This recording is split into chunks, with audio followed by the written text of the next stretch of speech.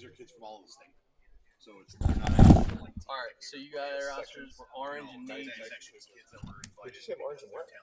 Orange and navy. Orange is away. Looks like. Orange is away. Derek, what's your last name? Joswiak. Yeah, we're not saying that. Yeah, well, I go by Jaws. Okay. So that's how. Joswiak. I got it. Joswiak. Joswiak. J-O-Z. Yeah, J-O. I have to visualize it. Can we do this? Shay's doing it. Do we have? Oh, I got fired. How much time? We have 6 minutes. What are they doing? Yeah. Where's that folder?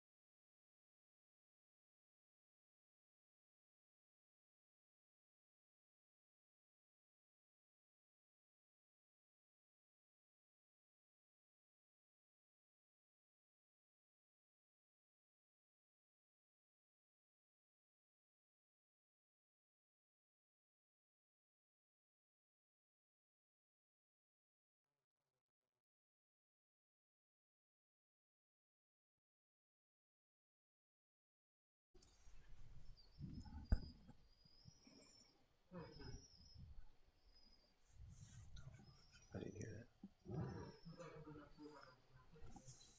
All right, Navy team, when we're ready, starters can take the field.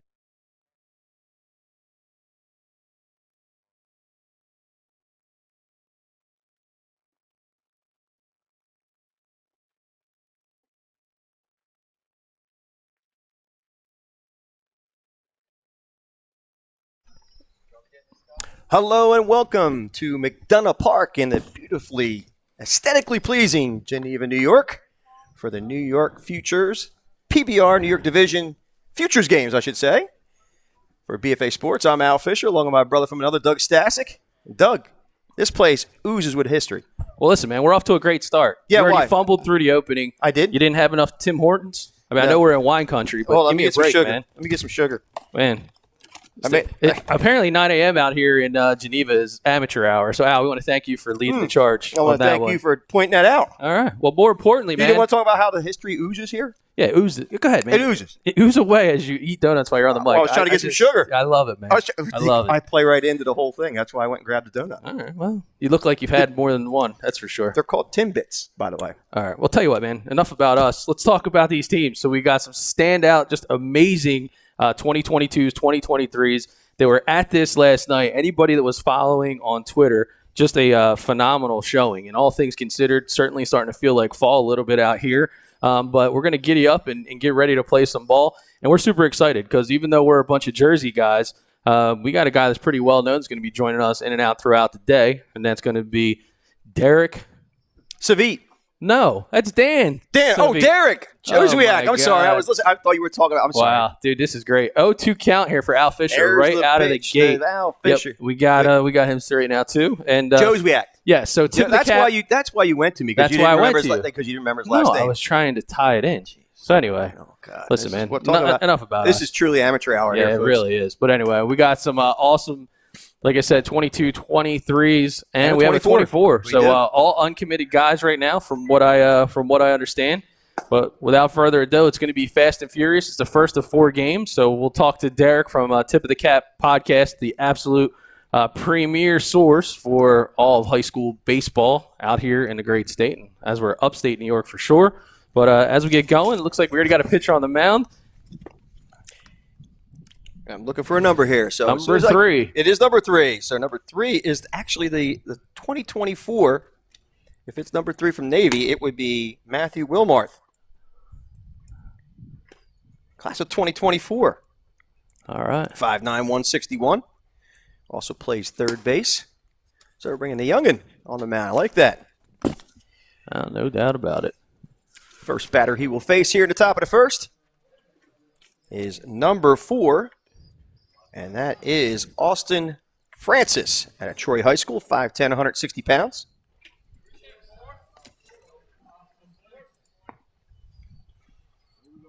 And here we go. Feel fall in the air, my brother. Here's the first pitch.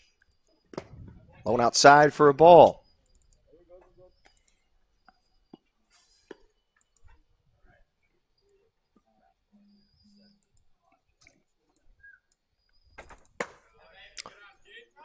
Ball 2, high and inside. It's now 2-0. So Austin Francis. And the 2-0 pitch. High for a ball. It's now 3-0.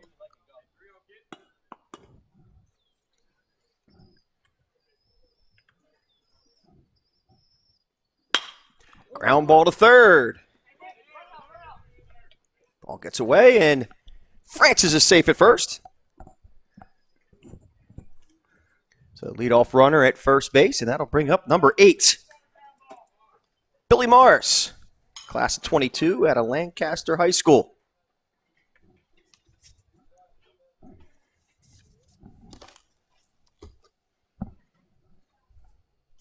So Francis takes his lead off of first base. Here's the pitch to Morris. Line drive, snagged by the third baseman. Nice play. Good play there by, if I can get a number 10. Hot corner over there. Hot corner for Ethan Fulton. Man, Ethan Fulton, nice job. Play. So one down here in the top of the first. That'll bring up number 6, Michael Magliocca. How about Magliacci? Where do you get chi? That's Magliocca. With an At a Broad Labin Perth. Oh man, this is Broad Albin Perth. He's 5'11", 178.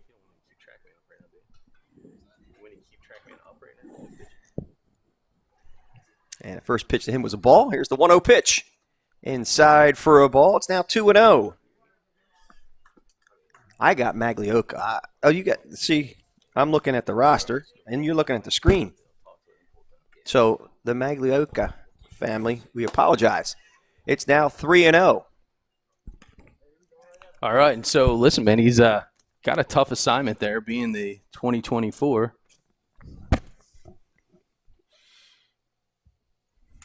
There goes the runner. Ball 4. So 2 men on now with 1 out here at the top of the first.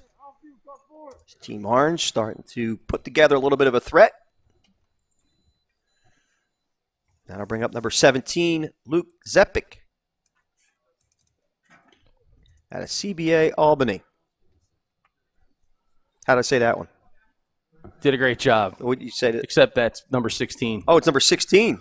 All right. Holy cow, I'm just practicing dude. names. Holy cow.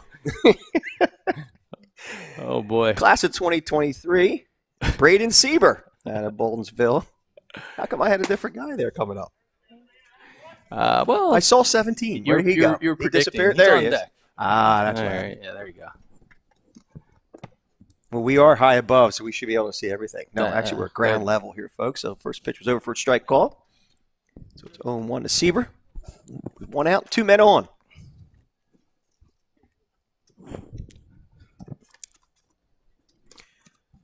Curveball low for a ball in the dirt, and the runners will move up to second and third base.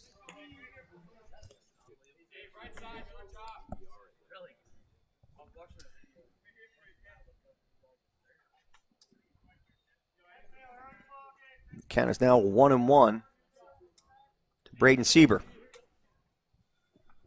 6'2", 185-pound, class of 23. Big young man for just a sophomore. Yeah, it's a tall order, man. I mean, you come to an event like this, you got some of the top uncommitted guys in the state. It's the first 9 a.m. game. It's starting to feel like a little bit of fall weather, and so the tall order. But I love the fact that you got one of the youngest guys out here willing to take the pill and get to work. Count now 2-2 to Sieber. Runners in scoring position. As Will Marth takes his sign, checks the runner, and here's the pitch. Ball lifted to center field. Shouldn't be too much of a... Oh, it does fall for a base hit. And a run will score. So the first damage done by Team Orange. A base hit by Braden Sieber. Yeah, cruises into second base. Big-time spot, big-time RBI. Getting the job done. And now we'll bring up number 17, Luke Sepik. I got it right now. I'm sure you're happy about Out it. of CBA Albany, 6'2", 180 pounds. It's a catcher and a shortstop, class of 23. Swing and a miss on the first pitch offering from Will Marth.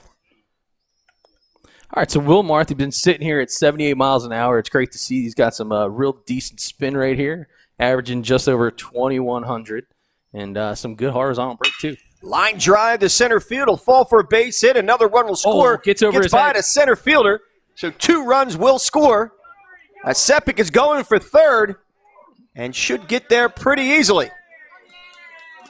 So a stand-up triple with 2 out by Luke Sepik. Knock in 2 runs. It's now a 3-0 ball game. Hey, listen, man, there's one thing. You talk about running a hard 90. Coaches absolutely love that, and without a doubt, as soon as he hit the ball, he was giddy up and go, and he ended up taking an opportunity. And instead of heading back to the dugout, he finds himself at third and keeps the inning alive. Indeed. So last time I checked, my math is a hard 270. Well, Did if you it wasn't for where'd you him go to willing to school? go 90 first, he doesn't get there, buddy. I knew what you meant. I had to have fun with it. All right. First pitch is a ball to number 3, and that is Mason Cisco. Out of Lancaster High School, 5'11", 180 pounds, class of 22, rising junior. Yeah, not only is Cisco got a nice build to him, but back in the 90s, he had a great music. He did. Really great music.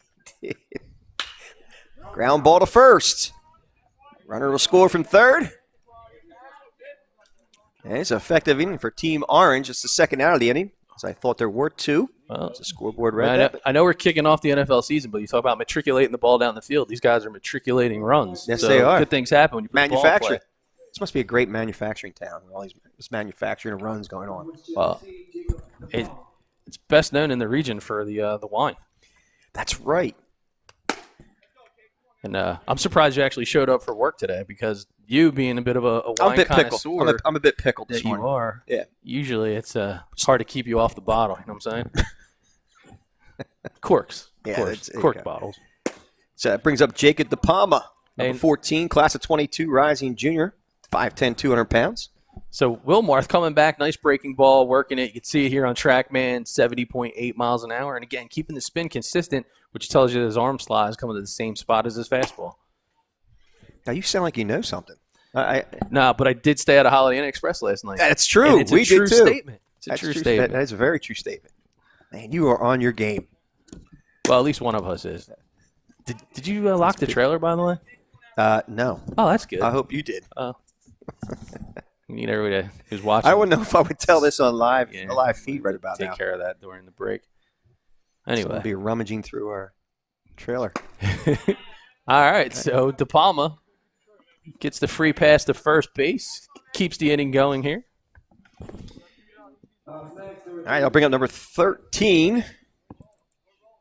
Okay, Ryan Bates out of Shaker High School, 6'2", 210 pounds.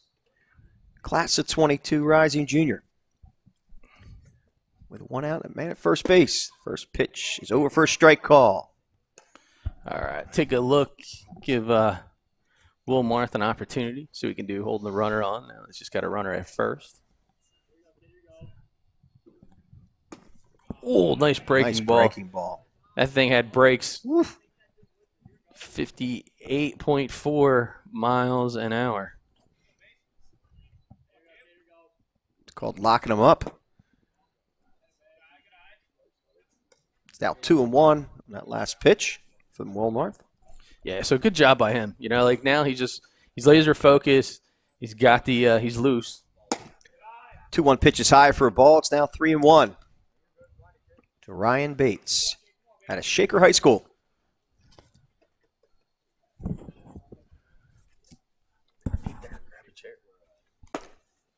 Pitch is over for a strike call on the inside corner.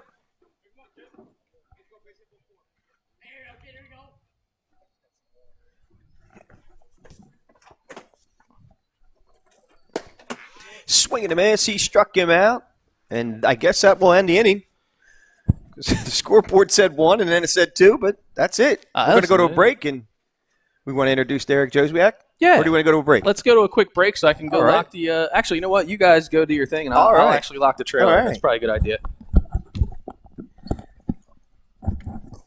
All right. So we're not going to a break. We're going to stay live here because we've got the one and only Derek Joswiak. What's the name of your podcast again? It is the Tip of the Cap podcast. Tip of the Cap.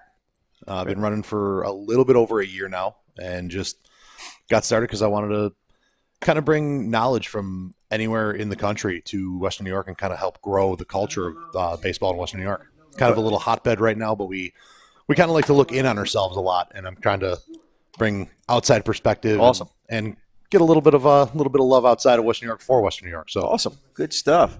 So tell us a little bit about the podcast. When does it typically run? Is it I don't really do a schedule. I do kind of, because of the nature of the business and how crazy a baseball schedule can be. It's when I can get guest hosts. Every now and again, I do one myself that it's just me. I find that I get more people to listen when it's, I've had Dan Savita on 2-3 times now. I've had guys from all over Western New York. I've had guys from the Midwest want to come on and talk. I've had guys from area scouts that came on to pitch their platform and whatnot. And, it's just whenever I can get guys to come on and, set it up, record. I have a travel studio that I have in a bag with me back there. Awesome. And, I have a little setup in my office so I can do it remote if I need to.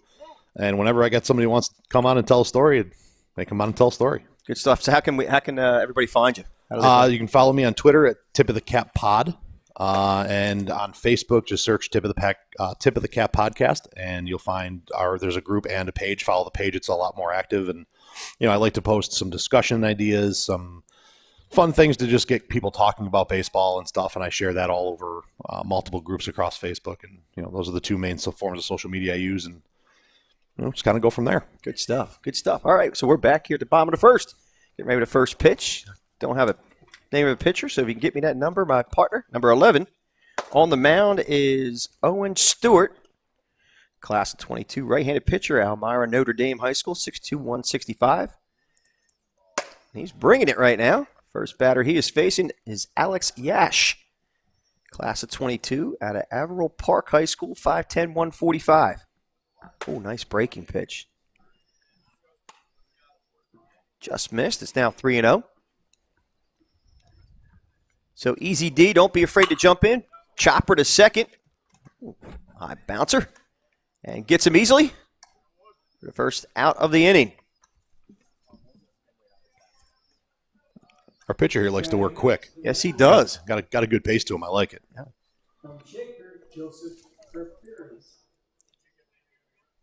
That'll bring up. I heard the name Jason. Let me see. Number 9, Joseph Capiers. Joseph Capiers out of Shaker High School, 6'1", 170. He does work fast. He does. He rockin' fire, man. And you don't mind if I call you Easy D? Not at all. All right, cool. Pop fly to right field. Shouldn't be a problem for the right fielder. Oh, it does fall for a base hit. Thought he had an opportunity to get that one. Kind of dropped it in that little no man's land right behind first base. Yep. Ball always finds its spot in those areas, doesn't it? Oh, yeah. Seeing eye single, as they're called. Seeing eye single is right. That'll bring up number 7, Connor Sakic at Fairport High School, 6'1", 165, rising junior, class of 22. Here's the throw. The ball gets away.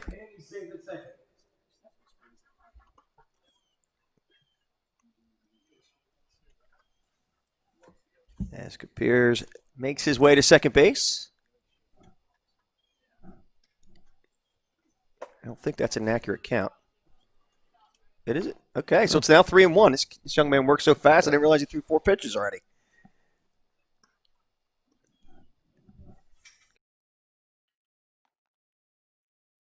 And the scoreboard wasn't accurate. I wasn't sure either, so I didn't want to throw that in there. I'm relying on it since we don't have a scoreboard we're working with here. So,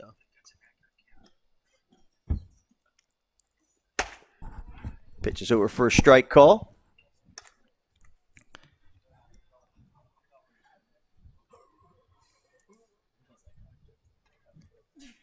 And the 3-2 pitch. Ooh, nice pitch. And it Just was a nice missed. pitch. Good spot. Tough call. It's all right. Well, now ump comes back here after the inning. We can maybe talk about it. Yeah, sure. Get into him a little bit. do a little He's got a bit. long day today. He He does. He does. Is he doing all the games? Yeah, all 6. You might have to prop him up out there.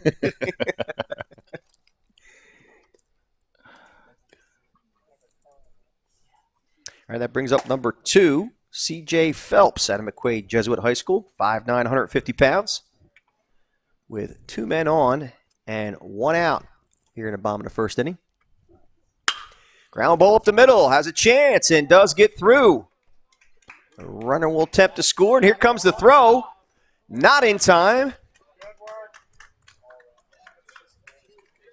Nice piece of clutch hitting there. C.J. Phelps, Yeah. the RBI. Right up the box. So I'll bring up number 14, and that is Cameron Hovader. Hopefully I said that right. Are you familiar with him? Don't be hating. Hovader? Yeah, no, that looks right. All right, all right. West We're picking up Genesee. steam. West Genesee, 6'3", 200 pounds, class of 22, Rising Jr. First pitch is over for a strike. Or is it the second? Got no 2 count already. I believe it's 0-1. All right.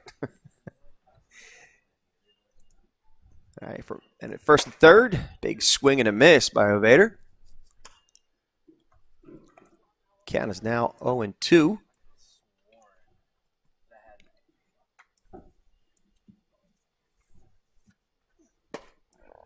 Swing and a miss. He struck him out. So 2 down here now in the bottom of the first inning. Nasty pitch, 82.5 miles an hour, 2,000 on the spin, and real good vertical. 21.3. Good movement. That'll bring up number 10, Ethan Fulton. Class of 22, Rising Jr. at Trumansburg High School, 5'11", 155 pounds. That was the first pitch fastball I've seen in about 3 batters. This kid trusts his off-speed stuff at any count. He threw it at a 3-2 count and almost got a big strikeout on it. I like seeing that. Breaking ball over for a strike call. Another great example, 1-0 curveball for a strike to get you to an even count. Yep. Keeping guys guessing, keeping them off balance. 1-1 pitch. Come right back to it. I love it. Love it. Count now 2-1 to Fulton. With runners at the corners and 1 out.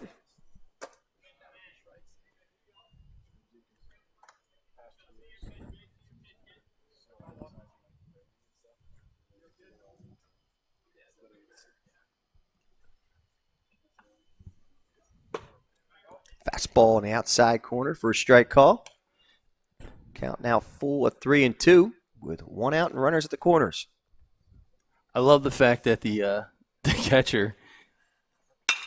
Foul to the third base side, now to play, and hopefully no vehicles are over in that area. So Sieber, talk about crafty veteran, right? So he's picking up the fact that you got an umpire who's behind the mound. So any pitches that's the 50-50, he's actually encouraging them, saying, "Oh, great pitch for the corner." And I think he's actually bought 2 pitches so far from the umpire. It's pretty awesome.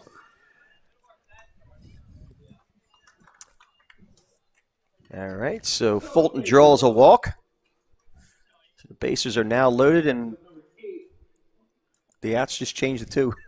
He's having a tough time up there. All right, first pitch to Charlie Plim. I feel like it's the second time we've seen him out there. Out of Poly Prep High School, 5'11", 160 pounds. Rising sophomore. Primary position is third base. Count now 2-0 to him. There's a 2-0 pitch. Nice Oh, breaking ball. nice. Tasty. 17-mile-an-hour difference. That one drops in just under 64 miles an hour. Some really good drop there. 12.8 on the horizontal. Whew. You know, again, and that's good run, right? So that's actually telling you that is making the pitcher just spot on, get inside on the hands, and that's a nasty breaking ball.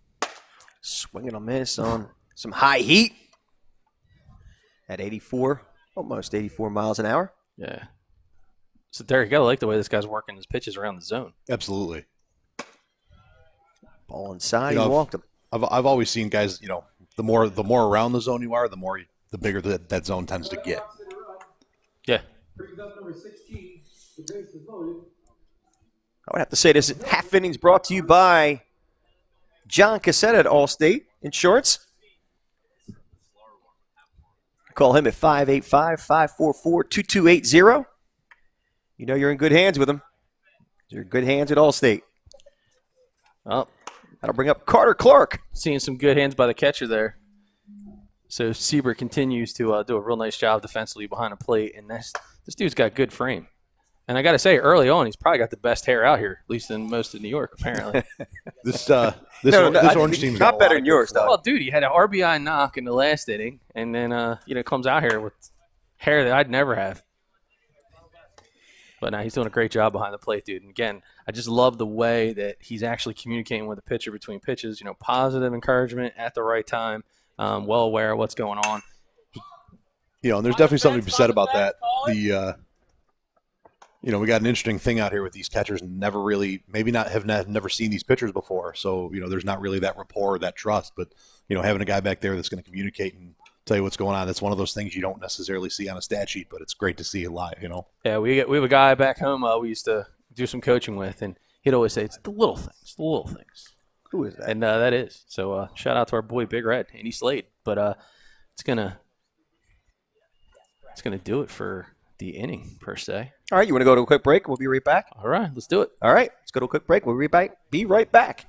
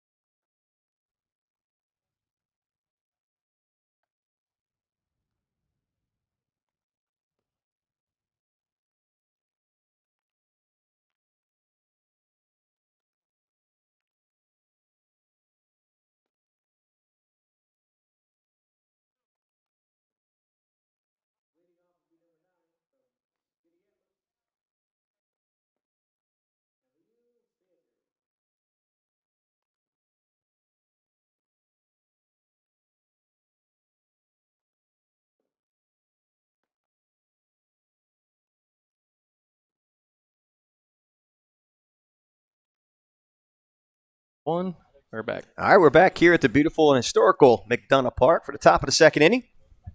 Oozes history. It just oozes history, and you can feel it. Pete Rose played in this park. Last professional, well-known professionals, Jamie Moore. First pitch is a strike call to Emil Sander. Yeah, Jamie Sander. Moyer, he stayed in the league for a while, huh? Yes, he A did. couple decades. He didn't just have a cup of coffee. He had the whole urn. So Emil Sander had someone help me out with this. Scanidolus? Skinny Atlas. Skinny Atlas. Man. Five. That's That's why a you five-one. guys bring in the New York boy to help you out with these weird Yeah, names. That's it, man. There's got to be. What's the history of some of these names? I'm gonna have to start looking it up tonight when I go back to the hotel room and be like, what is the story with Skinny Atlas? He's 5'11", 170. Emil Sander is. Draws a walk. So he is a leadoff base runner here in the top of the second inning. And that is dangerous because if memory serves, he had one of, if not the fastest 60 time yesterday, and it was a tough track out there in that outfield. Really? Oh yeah, he was one of our sub-7 guys. Wow, nice. Well, we're going to see some. And Will Marth probably knows a little bit about that, so he checks him at first base. I'm gonna mix it up. I'm not gonna do everyone. Here's the first pitch.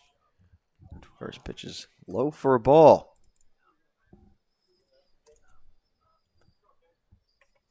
As Will Marth faces Jack Zawacki, number 12 at Pittsburgh Southern High School. So back in the day, I actually used to in Jersey. There was a band. I think they might still play, and they were actually called Jack Zawacki and the Tone Bombs. I wonder if there's any relation. What could be the chances? Probably none. He probably brought the tone bombs with him. I don't know. And he drops a Fly bomb. ball Speaking of deep tone left bombs, field, going back that as a ball is left well fielder. hit. Oh, what a catch. Oh, wow. Wow. What a catch, number 6. Holy cow, number Number 6, that would be Oh, my. Matthew Salina Oh, my. out of Webster Schroeder High School. And an early web jam as he sends the band leader packing. Wow. Wow, what a shot and what a catch. I believe there's 2 Selena boys here. They had 2 of the top throwing velocities from the outfield yesterday. Awesome. All right, I'll bring up number 4, Austin Francis. First pitch is high for a ball to him. So we have 2 outs here in the top of the second inning. Runner at first base.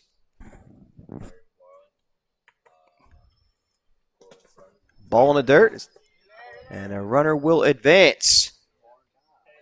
And Sander. So he is now at second base.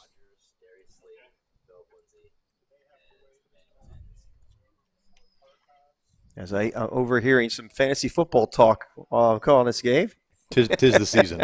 You know it. These aren't the droids you're looking for. Move along.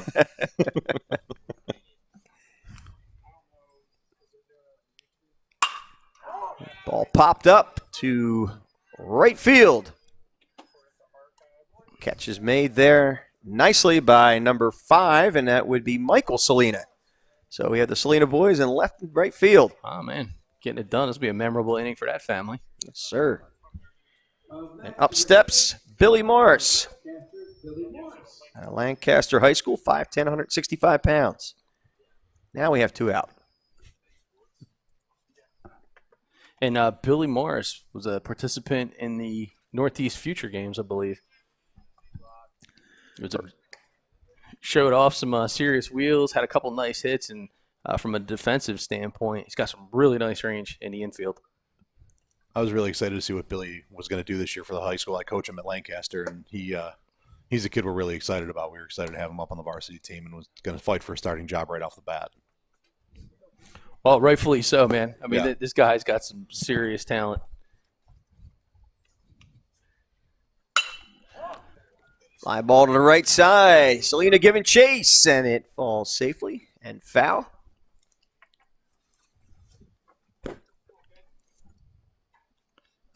Billy Morris back in the box. Nice cut there, trying to go the other way with a runner in scoring position. And Wilmarth, fantastic. We got the catch. So inning number 2 brought to you by Castle Pax Power. Oh, yeah. See some power this inning. Ball pounded foul to the third base side. It was a great fight off on a really, really good curveball. Indeed it was. So deuces are wild on the scoreboard. Count is now 2-2 with 2 out here in the top of the second inning. Runner at second base in Emil Sander. As Wilmarth takes his sign. Here's the pitch. Line drive to left field. That'll fall get for a down. base hit.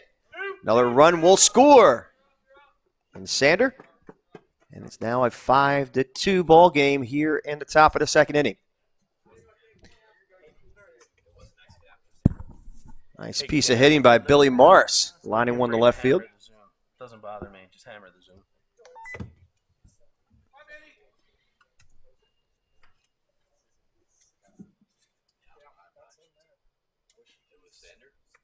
And I'll bring up number 6, outfielder Michael Bigliacca. out of Broad Albin Perth High School.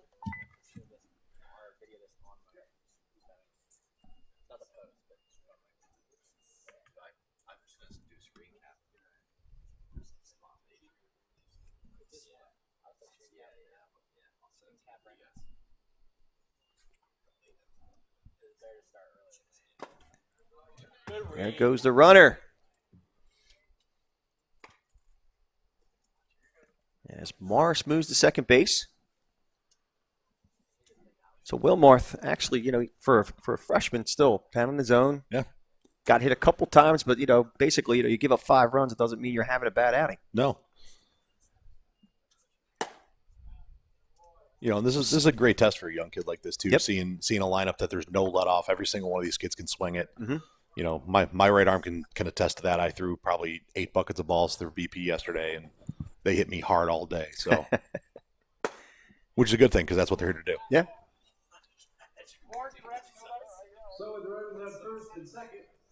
All right, so Migliacca draws the walk. And that'll bring up catcher Braden Sieber of the Golden Locks. Braden Sieber. And the golden blocks Yeah. Oh. because Well played. he's getting it done, man.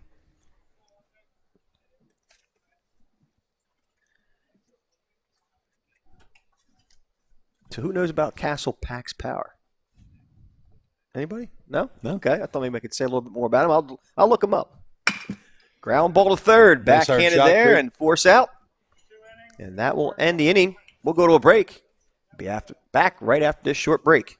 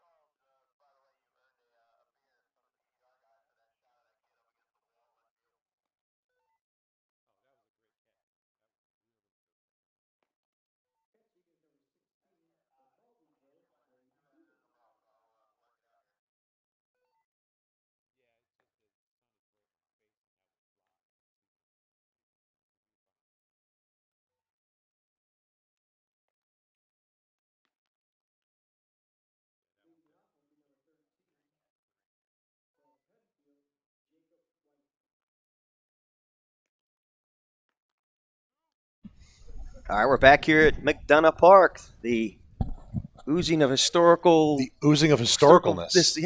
Incredible place.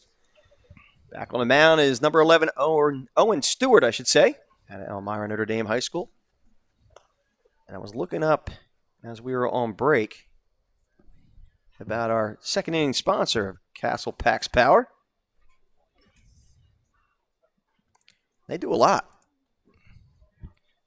Anyway, let's get back to the game. First pitch from Stewart. Low for a ball to number 13, Jacob Weiss out of Penfield High School. He's 5'10", 189 pounds. Soft roll to short. That's a nice hop. hands up Here's the the middle. throw. Yeah, he did show nice hands up there. Absolutely. Unfortunately, got away from him. 81 mile an hour fastball there on the offering from Stewart, but great hustle. So with a runner at first base and nobody out, that'll bring up number 11. And that is Henry Aaronwald out of Blindbrook High School. 6 foot, 175-pound outfielder. Class of 22 rising junior. And here's the first pitch. Ooh, nice Breaking breaking ball ball. just missed. Little side-by-side view for those coaches that are watching. Want to continue to see them work with runners on here. Ball just a little bit high. Nice pitch, though. He's working good, man. Minus 10, minus 11 differential, some decent movement there. Negative 8-2, so it's coming in on the hands a little bit. Fastball fouled away and behind us. As that one runs away. 81 miles an hour now. So again, minus 15, minus 17. He's dancing, Stewart, here in his second inning of work. Ooh. Good discipline by Aaronwell not to chase that one. So I believe the count is 2-1. Pitch is high for a ball. Actually, it was 3-1, so he walked him. So now runners at first and second. Brings up number 5. That'll bring up number 5, Michael Salina. Webster Schroeder, Michael Salina. Out of Webster Schroeder High School, 6 foot, 160 pounds. And that was the Michael Salina in right field. It was the Matthew Salina who made that incredible catch in left. Who looks like he's on deck right now. All So we right. get to see them back to back. Awesome. The brother Salina. First pitch. Ooh, look at that. That's a nasty breaking ball in the outside corner called the strike. Yeah, 64 miles an hour. A lot of trust in his off-speed stuff, and you love seeing that. Here's the 0-1 pitch. Oh, did he go? That had some teeth Here's to the it. throw. The runner advances to third base and backed up there by the left fielder. Yeah, that thing looked like it had a lot more movement than actually what it did. It's coming in at 64, but it's funny with the spin dropping down to 1,700. When it drops that much, because this fastball is almost at 2,100, that thing is just like someone hits the brakes and the ball just drops straight down. So you don't always see it on the vertical movement, but I can tell you right here, right behind where this ball is going, that ball was a no doubter. And again, from a catching standpoint, he's doing a great job behind the plate in Sieber. Yep. He just continues. We talk about great locks, but great blocks. Pitch is foul at the plate. Good healthy cut through a fastball there on the He did. inside. See, look, guys. It goes right back up. Spin rate goes up to 2,000 on his fastball. Dude, that's sick. Not only is it's sick for the hitter, but to your point earlier, Derek, the fact that Sieber's never caught him before today. Yeah. That's really good focus. There's another nice breaking ball.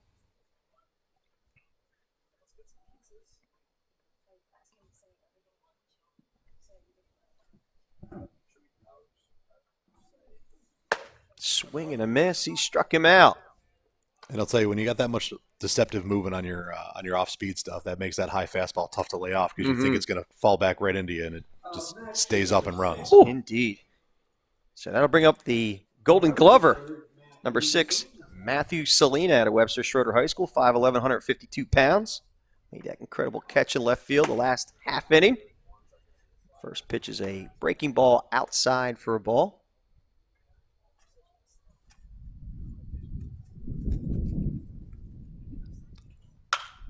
Ball flared to the first base side, foul.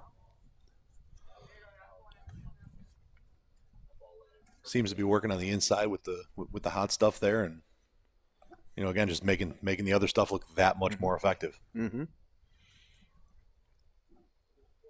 One more And pitch, comes that's a right nice- back to comes it. back- Yeah, Absolutely.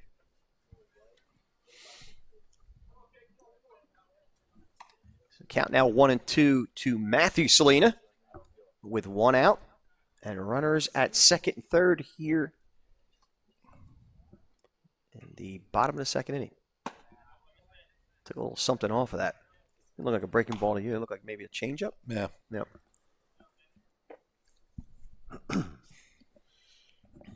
Count now even at 2-2 to Matthew Salina. And here's the 2-2 pitch. Swing and a miss. He struck him out. So that's 2 outs. That's the funny part, right? Like, that's the best part of this game, dude.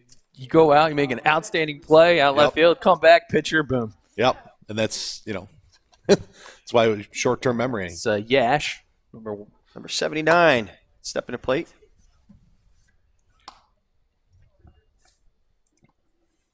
Alex Yash at Averill Park High School, 5'10", 145. Bats left, throws right, middle infielder. Yeah, I hear Yash and Sieber have the same barber. So I hear. I would say they don't have a barber.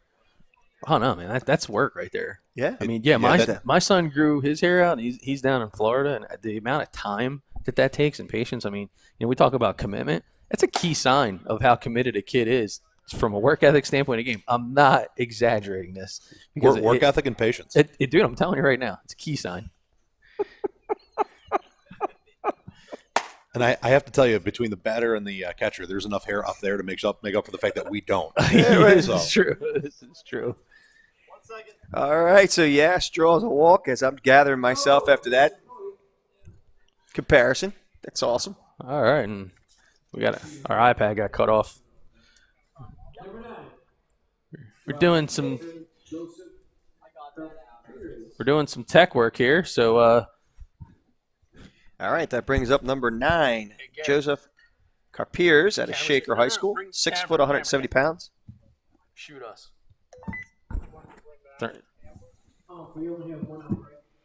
All right, so here we are. We got a little bit of a technical delay. So for BFA Sports, Doug Stasic, joined alongside my brother from another, Al Fisher, and Mr. Tip of the podcast himself, Derek Jowosiak. Joswiak. Tip of the cap. Joswiak. Tip of the cap. Tip of the cap. Get it right. Tip of the cap. It's not that early podcast. anymore, Yeah, though. whatever. What are you going to do?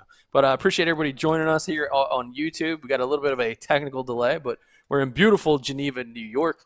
We're here for the PBR New York Future Games, and I want to thank some of our sponsors. We got our friends from Allstate, friends from Colligan Water, RDG accounting firm, Castle Packs Power. Tell us a little bit about Castle Packs Power, because we've seen some guys packing some power out here today. You put me on the spot. I got to look it up now. You don't have to look it Hold up. on. Let's see Get what outta here. Castle Packs Power does. All right, Tim Hortons though didn't sponsor this, so Al, can you get rid of the donuts?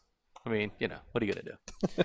They're already gone, so it's just a box. I was about to eat the box, to be honest with you. So, Derek, you know a little bit about the history here. It's a beautiful complex at McDonough Park, and certainly 70 of the top best uncommitted kids in the state. So you got to be pretty pumped up to be here today. I'll tell you what, I could not be happier with the opportunity that Dan's given me to be here and help out with the showcase last night and be here. And, thank you guys for allowing me to come on and sit with you guys and do this. This has been a lot of fun. All right, and it looks like we're back in business. You want to know what Castle does? Well, I did, but more importantly, I want to see what Stewart does here against our next batter. Well, they sell glass cleaners, shop supplies, service kits, additives, clean, disinfectants. They pack power. Ah, okay. So that's not Alex Yash, by the way. Yeah. No, that's number 9, and that would be Joseph Carpiers. There we go. Carpiers at the Shaker. There he is. I like Joseph to tell me how he says his last name, but I don't want to disturb him at the plate. So count is now 2-1 with 2 out. Here's the 2-1 pitch. Line drive up the box for a base hit. 1 run will score. Here comes another. And he'll be in safely. So a 2-out, 2-run single by Joseph Carpiers at Shaker High School. And that'll bring up number 7, Connor Sakic, class of 22 rising junior at Fairport High School, 6'1", 165. As the score is now, it's getting a little tighter now at 5-4 as Team Navy rallying here in the bottom of the second inning. Ooh, nice breaking ball. Inside corner Nice for a inside on strike. the hands, living on the inside corner there, getting it back off the plate a little bit. Well, slight chill. I was just going to say, it feels like November here today. Slow roll to short. Here's the throw. Not in time. Gets by to first baseman. Another one will score. So we now have ourselves a tie ball game at 5-5. Yeah, a lot of hustle plays going on here, which has kept this thing rolling. So, from an offensive standpoint, if this was fantasy football, there'd be some happy guys next to us from the PBR tent. I don't know, man. They're talking about Hollywood Brown and trying to start him today. I'm seeing a lot of flash out here already from some of these bats. First pitch is inside for a ball to C.J. Phelps. Guys, I got some kind of error code on the Adam McQuaid, Jesuit High School. He's 5'9", 150 pounds, rising junior. Graduating class of 22. You know, we end up doing crossover games with McQuaid every year, and I tell you, that's a great program. They got a lot of good players over there every single year. All right, we got our TrackMan back up and rocking. That 64-mile-an-hour breaking ball, 1,700 on the spin. Sticking with that breaking ball. You said a lot of confidence in that, throwing it back-to-back often, starting with it, ending with it. Seems to be what we would call the go-to pitch. Mm-hmm. Fastball low is fouled out of play behind us. And you kind of see that's exactly what it does, a little bit of a defensive swing on the fastball there because you're kind of sitting back and, you know, trying to track the curveball in, and the fastball gets in on you quick. High heat is inside for a ball. That will load the bases with 2 out. Here in the bottom of the second at McDonough Park. Number 14 stepping to plate, Cameron Havader out of West Genesee High School, 6'3", 200 pounds. A rising sophomore as a catcher and a first baseman. First pitch to him is fouled back of the screen for a strike. I'll tell you, man, there are some big boys out here, and he's one of them. Big, huge.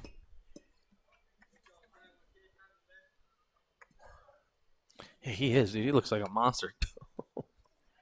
It's like offensive tackle. He's listed as 6'3", but he seems to be bigger than 6'3". I have to question the tape measure at his parents' own. Yeah. He does. He looks every bit of. You got to remember, sometimes a carpet takes away. So if it's on the back of the door, you know, and you measure and you put the pencil, you might have lost an inch or two. No, I think Could be shag carpet. I think he's 6'4". That's what I'm 6'5". saying because of the shag carpet. The shag carpet. Yeah, baby. Yeah, foul ball down at third base side. You didn't just pick up on that. Thanks, man. I teed you up. Again, golf is not your game, so. Yeah. That's okay, mine either. It's all right. Unfortunately, we're already watching. Commentating's not yours. So what are you going to do? Swing and a miss, and Havader goes down swinging. That'll end this bottom half of the second inning. We'll go to a break and be right back.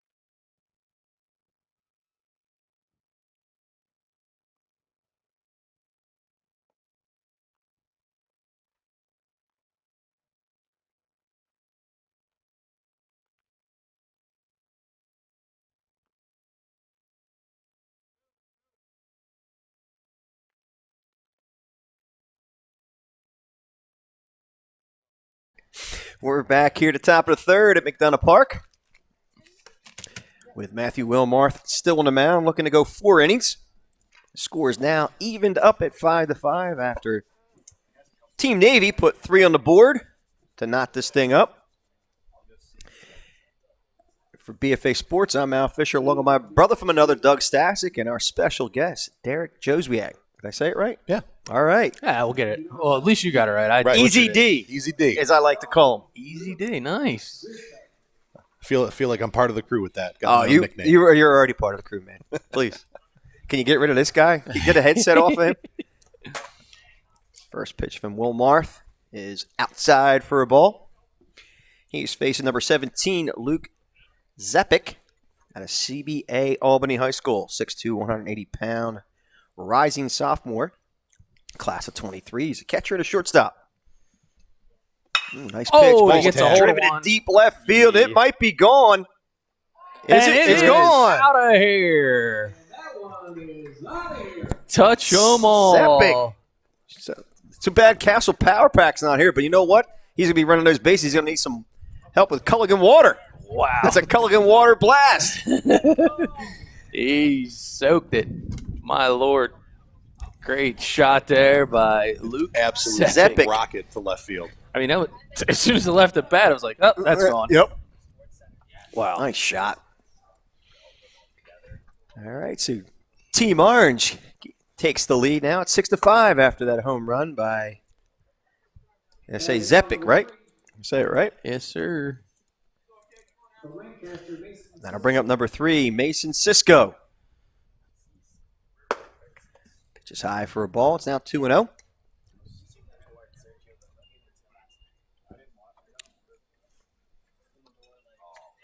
And the 2-0 pitch. Strike called on the outside corner. A fastball offering from Wilmarth. Who cares about the cold air? Usually the ball doesn't fly as well. Oh, That you're ball not, flew out on I that mean, one. dude, you're not kidding. When I woke up this morning, it was 41 degrees up here. I'm thinking, man, that's it's going to be a pitcher's kind of day, but that hasn't been the case just yet so far. You guys have brought the bats, and there's a There's a shot to left field for a base hit. As the bats have woken up here at beautiful McDonough Park in Geneva, New York. Lefty going the other way. Love to see that. Me too. Me too. Ryan Howard forgot how to do that. He used to do it. No more. It shortened his career. Anyway, I'll bring up number 14. Jacob DePalma out of West Genesee High School, 5'10", 200 pounds. it's just interesting in this day and age. Talk about guys and the ability to go the other way. See it in the bigs so often. Put the shift on, but I think that the almost crazy part is in a day where the advent of technology, a bit more video out there on some guys, you're starting to see it at some of the lower levels. So high school and college specifically, it's kind of like, well, we know this guy has a tendency. And a lot of it, I think, is to really try to get between the ears. It's not so much of can you execute against it. It's to give you something else to think about. Mm-hmm.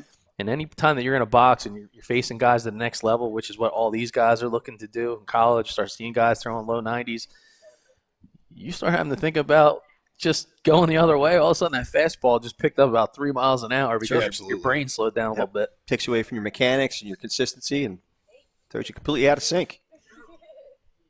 I tell you, I got to coach against a guy every year who puts on shifts, and he'll roll a fourth out. He'll drop a second baseman into be a fourth outfielder against us from time to time, and it's tough to hit against. If you're a guy that's a gap to gap power guy, and there's a guy in each gap, like okay, now I got to hit down the middle, or I got to hit down the line, and it throws you off your game plan. Yeah, so seeing him spraying all fields, and even last night, during the skills session of this event, it's great to see guys go up there, even in this type of event, have a plan.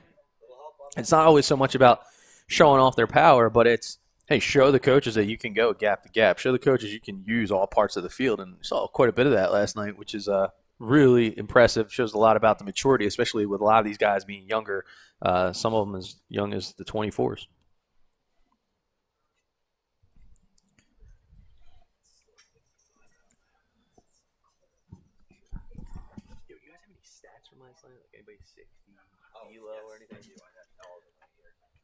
So DePalma digs in against Wilmarth, and here's the pitch.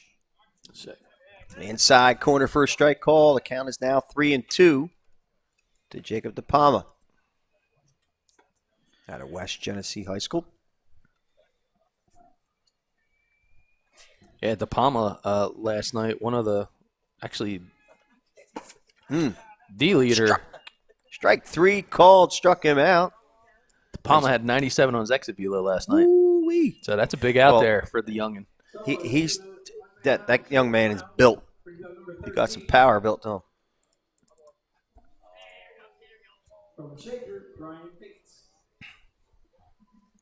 It's a lot of big boys out here for for the age group we're looking at, and it's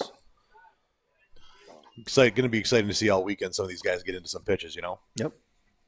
Up steps number 13, Ryan Bates out of Shaker High School, 6'2", 210-pound, rising junior. Listed as a first baseman. Swing and a miss on a breaking ball. Big pitch there. Nice breaking ball. 2,000 on the spin rate. And Bates, 92, exit velo last night during the skills portion of the event. Ball outside in dirt. Countdown goes to 2-1 to Ryan Bates. Wilmarth checks his sign, checks the runner, winds in the pitch. Line drive to right field. That's going to fall for a base hit and hit the gap. That's going to go all the way to the fence. Ryan Bates chugs into second base, and here comes the throw to home. Whoa, not in time. I was got something else over here at PBR. Well, We, It's just- do we want to move the nets closer maybe to change angle? I don't know. So another run scores for Team Orange, and it's now 7-5 here in the top of the third inning.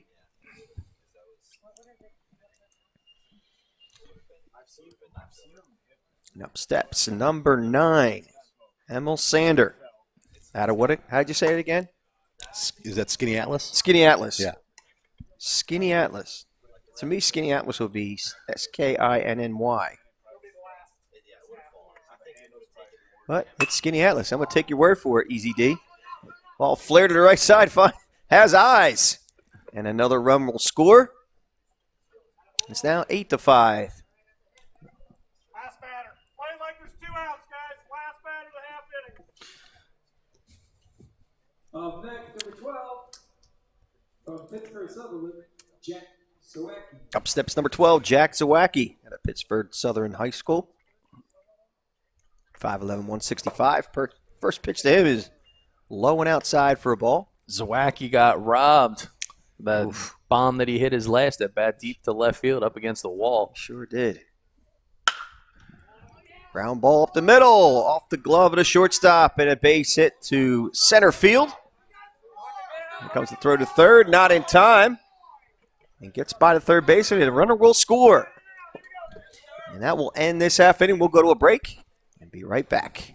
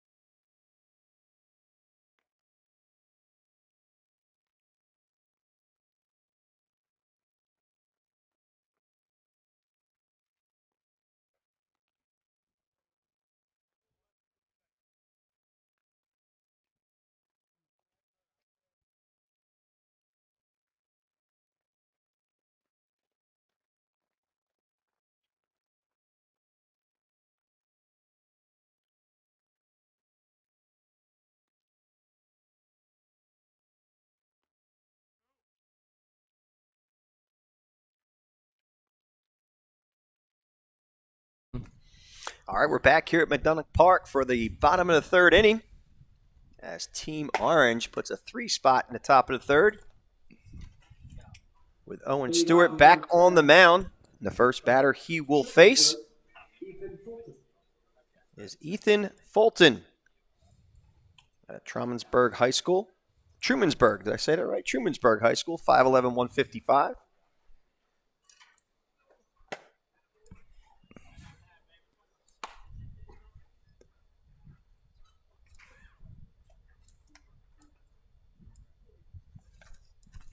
And the pitch outside for a ball. It's now 1-1 to Fulton.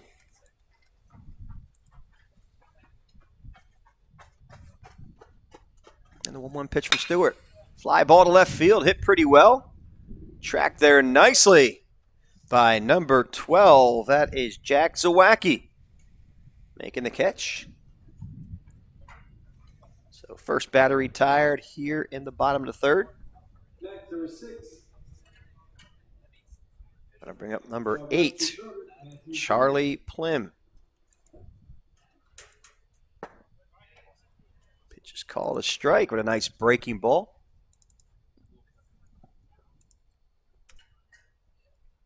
And he 0-1 pitch. Oh, another nice breaking ball.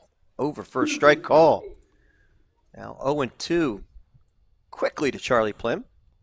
He's a rising sophomore, 5'11", 160 pounds at a Poly Prep. Line drive up the middle for a base hit. As Plim fights off the 0-2 count and drives one up the box. And that'll bring up Big Country, number 16, Carter Clark, Carter Clark. out of Hilton High School. 6'5", 245, first baseman, right-handed pitcher. Another one of those big boys we were talking about earlier. Mm-hmm. First pitch is in the dirt for a ball. It's 1-0.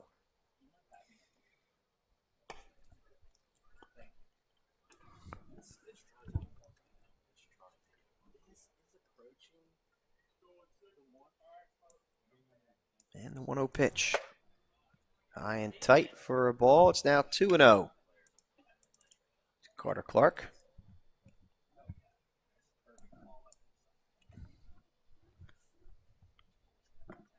And a 2-0 pitch. Breaking ball outside for a ball. It's now 3-0. On a runner at first base.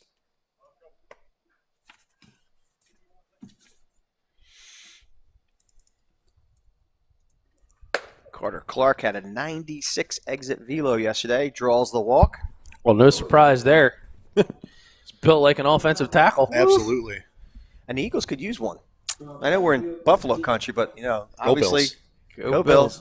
I think they're going to have a good year this year. Oh, I think do they are too. Oh, man. I like that team a lot. I'm excited. And you should be. Pitch is called a strike to number 13, and that is Jacob Weiss out of Penfield High School, 5'10", 189-pound, left-handed pitcher, first baseman. 0-1 pitch. Fastball high and tight.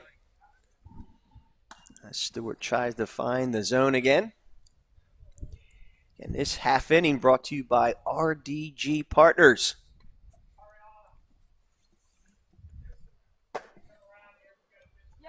Ball high inside. I'll tell you that that 64 to 65 mile an hour breaker makes that 80 mile an hour fastball look about 86. Mm-hmm. I can tell you that from sitting back here. That Yeah. that ball has some run to it when he lets it go. And we're right on top of the action. Fastball outside for a ball. Yeah, and that's all. That's what we do here. BFA Sports. It's about getting the kids seen as up close and personal as we can. Get as much data and information. That's why we love our partnership here with PBR New York, and Dan Savit is just an absolute. Let me think. What's the best word I could describe? I can't really call him a man-child because he's much younger than I am, but he's certainly far from a child. I mean, he's an absolute beast in many ways. So not only is he a beast in the gym, but most importantly, he's a beast in terms of being an advocate for these kids. Passion is what I see. Yeah. This dude works. Intensity. He works around the clock. I'm Around pretty the sure- clock, event or no event. I'm pretty sure he finds a way to work 26 hours a day, 8 days a week, He's drinking too many Red Bulls, I think. 13 months. out Fly of the year. ball to deep left field. That has a chance, and it is Gone. Off the off wall. the wall. That white sign out there. Yeah, made I tough missed to it see. too. I missed it too. So one run will score. Here comes a second. As I always like to tell Al, you can always count on the monitor once the ball is in play. It depends on the production guy and whether he's flipping the right camera so I can see it. Oh, okay. Okay. It might be a good thing I'm sitting between you guys. You said you had some MMA background between you. A little bit, yeah. Yeah, a little bit of MMA. I'm sure Savit does wrestling too. guy. Let's see Yeah, these two well, go at you're it. gonna get a chance to officiate a match So live did on I get that? PBR New York. Wait, hold on. That was number 11, right? So Henry Aronwald was the one who put a charge into that one in the left field. Hits the bottom of the fence. Just a bit up and in. First pitch to number 5, Michael Salina at Webster Schroeder High School was inside for a ball. I think it's the first. I got a 1-1 count up there. And pitch is called a strike.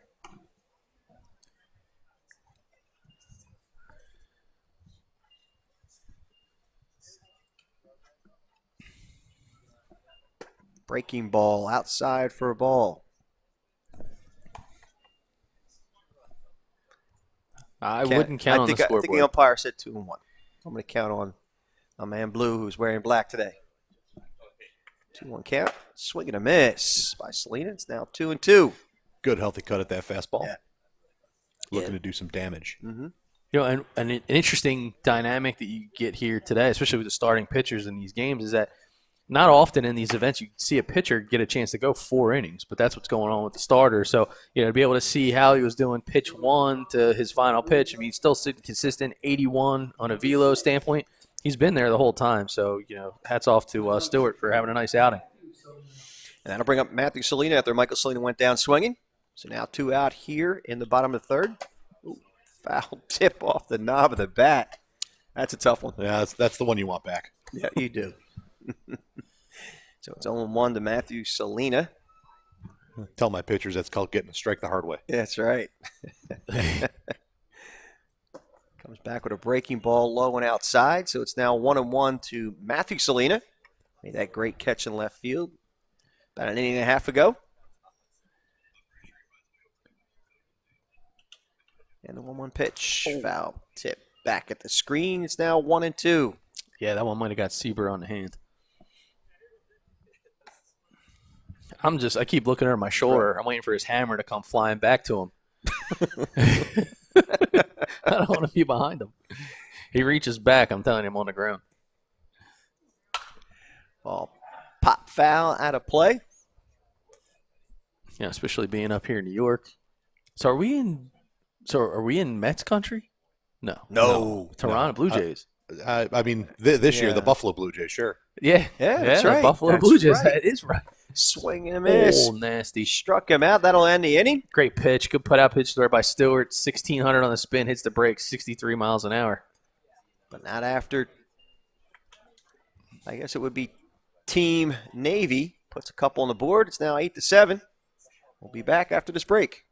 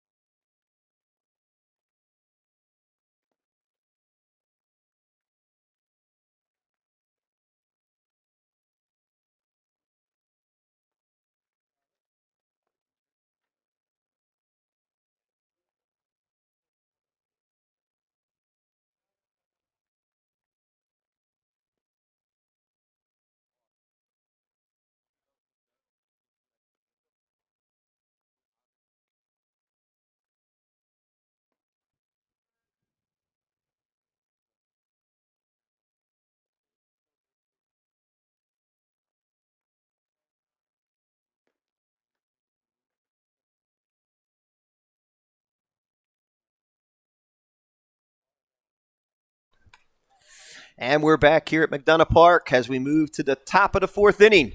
Score Team Orange 8, Team Navy 7. Back on the mound for another inning. And I believe his last inning was Matthew Wilmarth out of McQuaid Jesuit High School. The rising freshman is 5'9", 161 pounds. First pitch is low and outside for a ball to Austin Francis. Out of Troy High School. He's 5'10", 160 pounds. Primarily plays shortstop.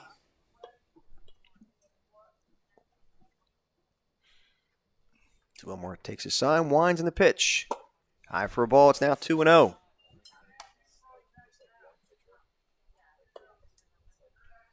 So plenty of fireworks in this game early on. 8-7 ball game. Bats are definitely alive this morning. Yeah, I'm telling you, man. This reminds me of like watching Thursday Night Football the other night where you're trying to figure out, not that I'm condoning it, just for entertainment purposes only, but you debate, is this going to have a lot of points or not as many points? I thought the under might be kind of popular this morning as far as runs on the board, but I couldn't be more wrong. I think we already beat the over. Oh, yeah, quickly. 14 hits on and three full innings of work here. Yeah, right? It's all Francis- that great BP these guys got last night. There you go. Francis draws the walk, and that'll bring up number 8, Billy Morris out of Lancaster High School. He's 5'10", 165 pound. Rising junior. Plays shortstop. Yeah, Billy Morris popped up with an 87 exit velo last night. He's a really good gap-to-gap hitter, especially has a tendency to hit it hard in the left center field gap, as I recall last 2 times we've seen him play. And there goes Francis, who steals second base. Austin Steele second.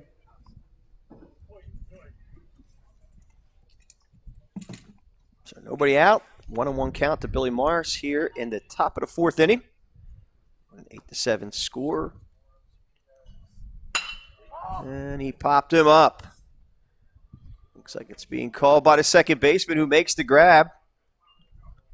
And that's the Yash. with the golden locks. Number 6 from Bronwyn first. It's Michael Margolette. He's struggling with that one. The public address announcer. I got Michael Migliacca Yeah. Huh. out of Broad Albion Perth High School. Apparently our graphics team decided to add an I to his name instead of the A at the end. Here's the throw to third. Oh, And he is he's in there. Good slide there. Real nice slide. Yeah, great hand placement. Left field slide. Nice. It almost reminds me to mention the fact that part of our broadcast today is sponsored by Allstate. You're always in good hands with Allstate, Al. Yep. Go see John Cassetta at 585-544-2280. Or you can see him at allstate.com/John Cassetta. That's JOHNCASSETTA. How's that? All right.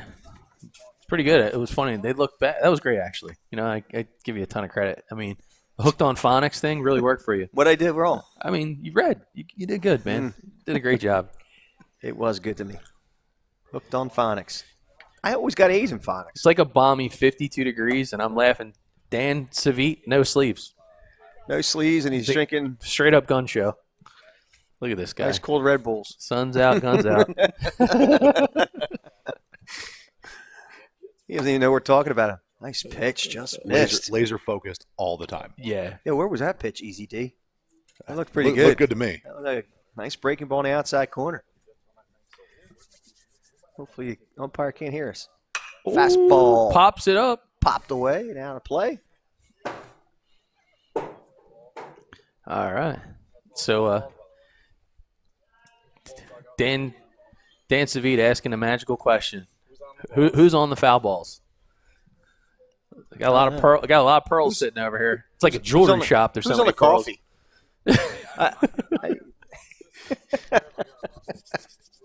coffee? He's. I'll tell you what. I pay top dollar for coffee runs, man. Oh, that one popped up. Got away from him. All right. So Migliacca. No, Migliacca. there you go. Put the A at the end. Where's his parents, man? Put They got to. put Are they in the the A stand? at the end. It's because you're reading off the here. You got to read Hopefully off the roster. Hopefully they're watching. Migliacca. They can correct you. Pop foul and out of play. And for any fans of, I should say, really more so parents that are watching as we're here today, a lot of people practicing social distancing, which is great. But if Al should butcher your kid's name, feel free to come down. And if you want, I can give you the description of his car. So if you have nice sharp keys, nice perhaps breaking. you can get even with him. Yeah, There you sure. All right. Yeah, I'm a good butcher. Used to work in the meat department over at Pathmark. Ooh, path mark. Brings up number 17. Number 17 stepping to the plate. That's Luke Sepik. He is CB Albany. launcher of rockets. Yes, he is. 6'2", 180 pounds. Dude, Plenty that of ball popping jumped up. off his It bat. did. That last at bat, the old no doubter. I gotta be no doubt about it. There's the pitch. Breaking There goes the ball. runner. He's gonna Good first pitch, breaking pitch. Yeah, man, 69 miles an hour on the break, 1900 on the spin. I wouldn't know any better. dance like it was on the Tilt-A-Whirl Coney Island. Really good pitch for Migliacca to go on. Gets it second easily. Count now 1-1 to Zepic.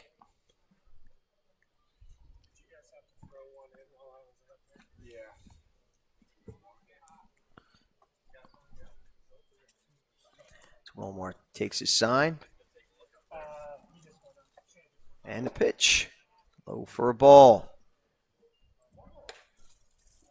Doing some smart work here, making sure he's keeping the ball down, trying not to make another mistake to a guy who put one out last time up, and making sure he's getting the pitch he wants and got the open base at first, so he's not really looking to groove one for him here. And what it really represents is a great opportunity. I mean, these are the coaches. It's just part of the game. Some guys are going to hit. They're going to get a shot on you. But it's how do you respond? What do you do from a recall standpoint to say, all right, maybe that was a mistake pitch, but I'm not going to give it to him twice. Yeah, we've been doing a good job. We only get to throw in once. Wilmore steps off and regathers himself. Takes a sign from C.J. Phelps. Sets and the pitch.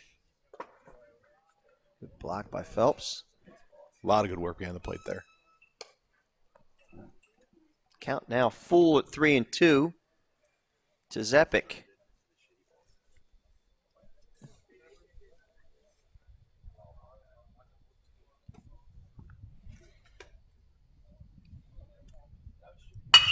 Ground ball in the hole for a base hit between short and third. 1 run will score, and here comes the second. He'll score easily. As Team Orange puts another crooked number here in the top of the 4th inning. It's now a 10-7 ball game. And that'll bring up number 3, Mason Cisco. Dun, dun, dun, dun, dun. If I remember correctly, went Oppo last time, didn't he? And nice little Oppo base hit the last time at the plate.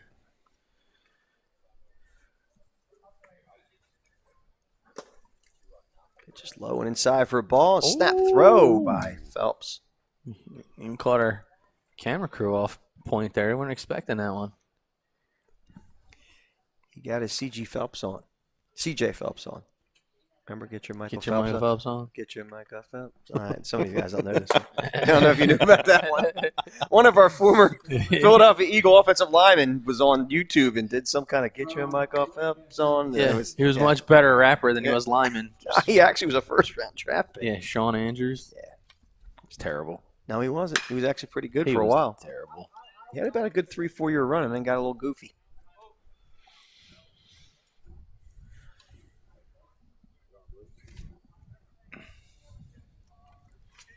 I got to keep remembering I'm making references to the You Philadelphia mean, yeah, area. people And like- we're in God's country, New York here. It's all right. Don't worry. I'll give out It your was- cell phone number in the next inning. Nice pitch, just missed. The Finger Lakes is this region. Yeah. Right? If you look at a map, it literally looks like a hand. Okay. Plenty of water up here. Good fishing up this way. Yeah. Ooh. Tell you, I thought I was in some kind of horror movie driving up here in the dark. I'm like, what Oh, in some the of those world? roads, man, they were definitely. And then all of a sudden, this place opens up, as you can see down the road, and it's Geneva, New York. Yeah, It was pretty wild because we're driving all through it, and then you could see it in the distance. there are a lot of areas out this way that don't believe in streetlights until you're actually in town. yeah. I thought it was I was just blown away. I thought it was pretty cool because I was telling the guys as we were driving up, I'm like, check it out, that's Geneva over there. All right, so Jacob DePalma steps to the plate, number 14 at West Genesee High School. 5'10", 200-pound third baseman. Yeah, you gotta forgive Al. He heard we were coming to Geneva. He thought we were going to Switzerland. He was so Oh, confused. yeah. I did. I said, when's He the doesn't, flight? he doesn't get out much. I said, do I need my passport or anything? And I actually had somebody question me on that too. Yeah, I'm driving to Geneva today. Wait, you can drive there? Oh, line good hard drive. shot. In the gap. Oh, Oh, did he nice make the effort. grab? Oh, Nope. nice effort. got loose. 1 run will score. And here comes the second. Going to third. Here's the throw. And he Got him. Nice. Not after two more runs score. As Team Orange takes a 12-7 lead here in the top of the fourth. We'll go to a break to go to the bottom of the fourth. We'll see you after this break.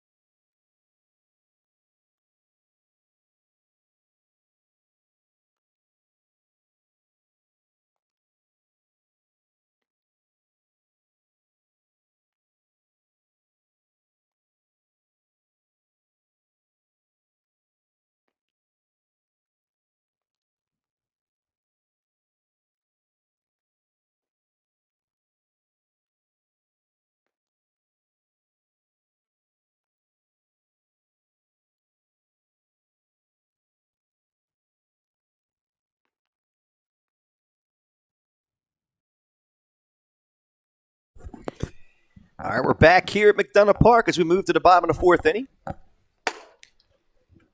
Here for the PBR New York Division, New York Futures games.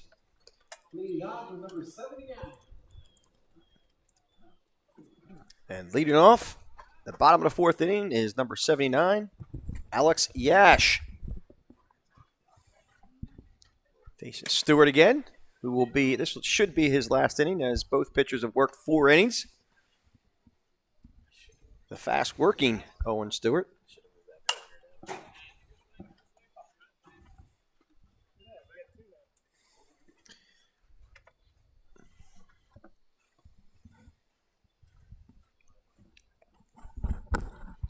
And the pitch from Stewart. Breaking ball inside and low for a ball. It's now 2-1 to Alex Yash. Again, Stewart, his 4th inning now of work. Staying consistent. He's got a 17-mile-an-hour differential between his fastball, velo, and his breaking ball. I'll tell you, it's not like these have been short innings either. I mean, these guys are working. Yeah. You know, because they're facing a great lineup, no matter which side you're on. Yeah, Fastball still hanging around 80 miles an hour. there has been plenty of action. As Yash draws the walk to lead off the bottom of the fourth inning. That'll bring up number 9, Joseph Carpires out of Shaker High School.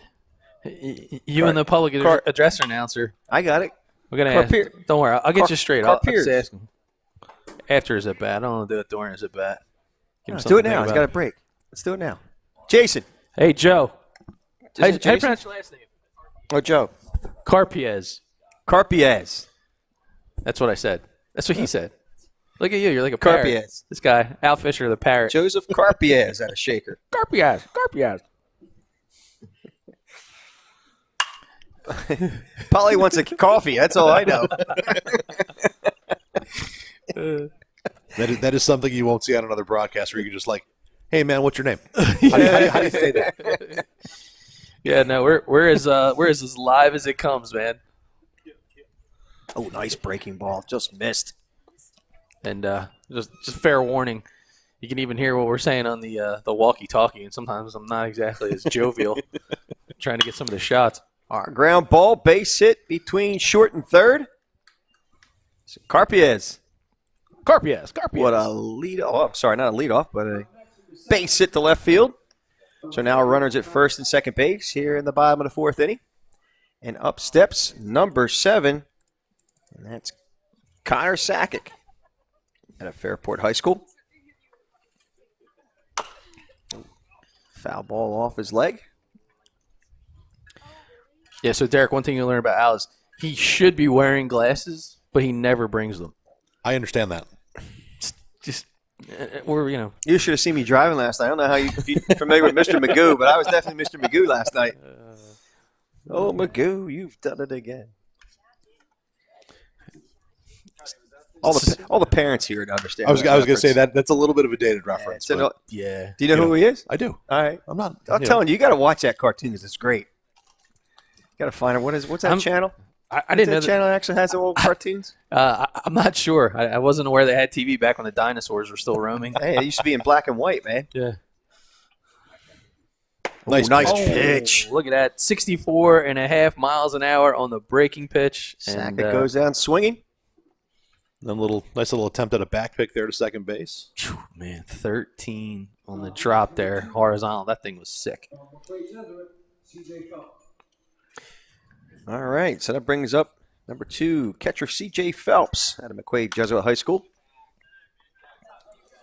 Good healthy cut there. Yeah, real nice cut. So you're talking about coaching.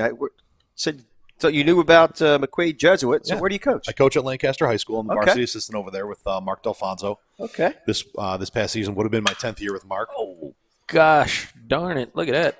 Way back Nice at our camera, catch. man. But Nice track there. What number was that? Number 9. Number 9, and that is Emil Sander. Oh, and I guess that ends the inning. Well, we got a double play there at second base, and I didn't see it. yeah, the runner on second took off, and case in point, wear your glasses, dude. Got any Coke bottles? I could use my Coke bottle glass. All right. Well, that's the end of the inning. We'll go to a break, and we'll be right back.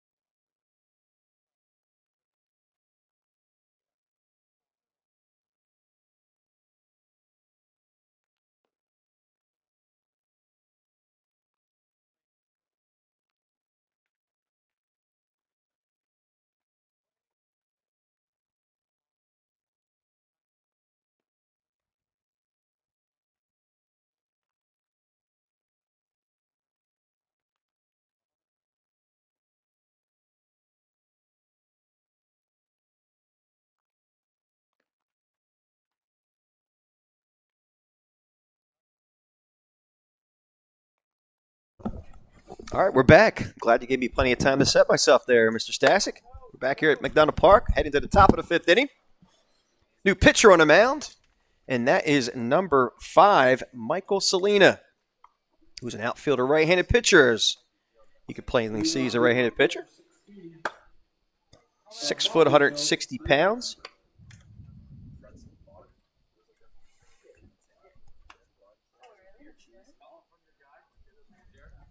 The first batter he will face is number 16, Braden Sieber.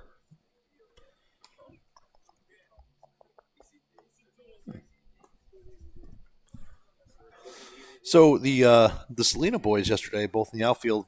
We got Michael on the mound. He had an 89 mile an hour velocity from the outfield. Mm-hmm. Nice velo. Real nice velo.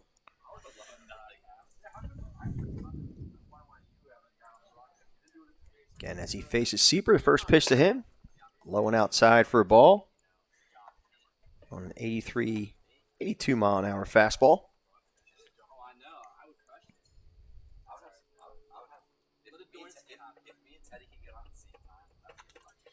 And the 1-0 pitch. Fastball over for a strike call. Again, staying consistent around 82, 83 miles an hour.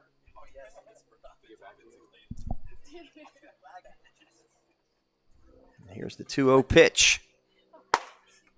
Inside for a ball. It's now 3-0. That one hit 84.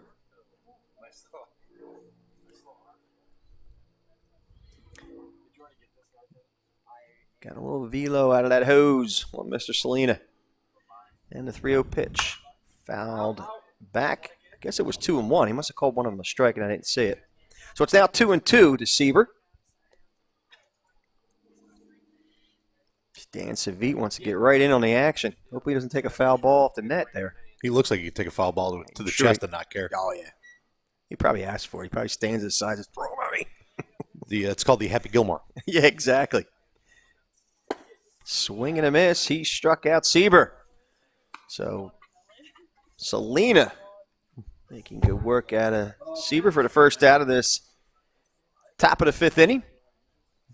And that'll bring up number 13, Ryan Bates. And he's the one. He is of the, I believe, the 97 velo we talked about last night. There's the Palmer. I'm sorry.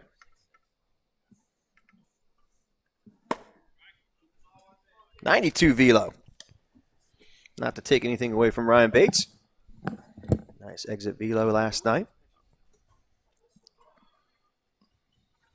Selena's sitting between 83 and 84 consistently right now. Nice pitch. Yeah, so the Salina twins are bringing it, man. So Michael being on the mound, his brother made that web gem catch in left field up against the wall. And, man, I don't know. Got to find his parents, or their parents, I should say, because they're going to owe him something, some kind of reward for one heck of a day. Yeah, maybe a couple cars.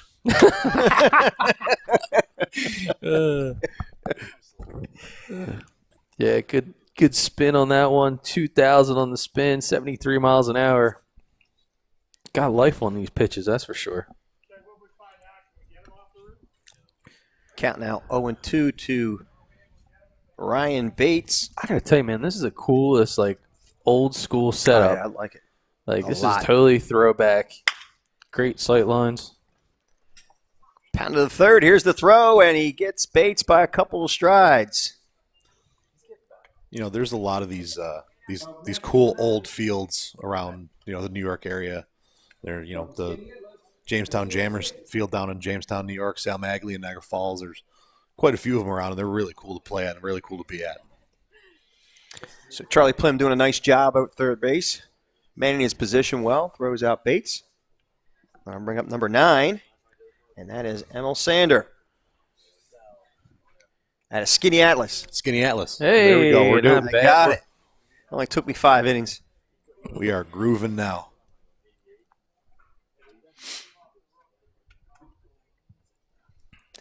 So 2 outs quickly here in the top of the 5th inning. First pitch is high for a ball.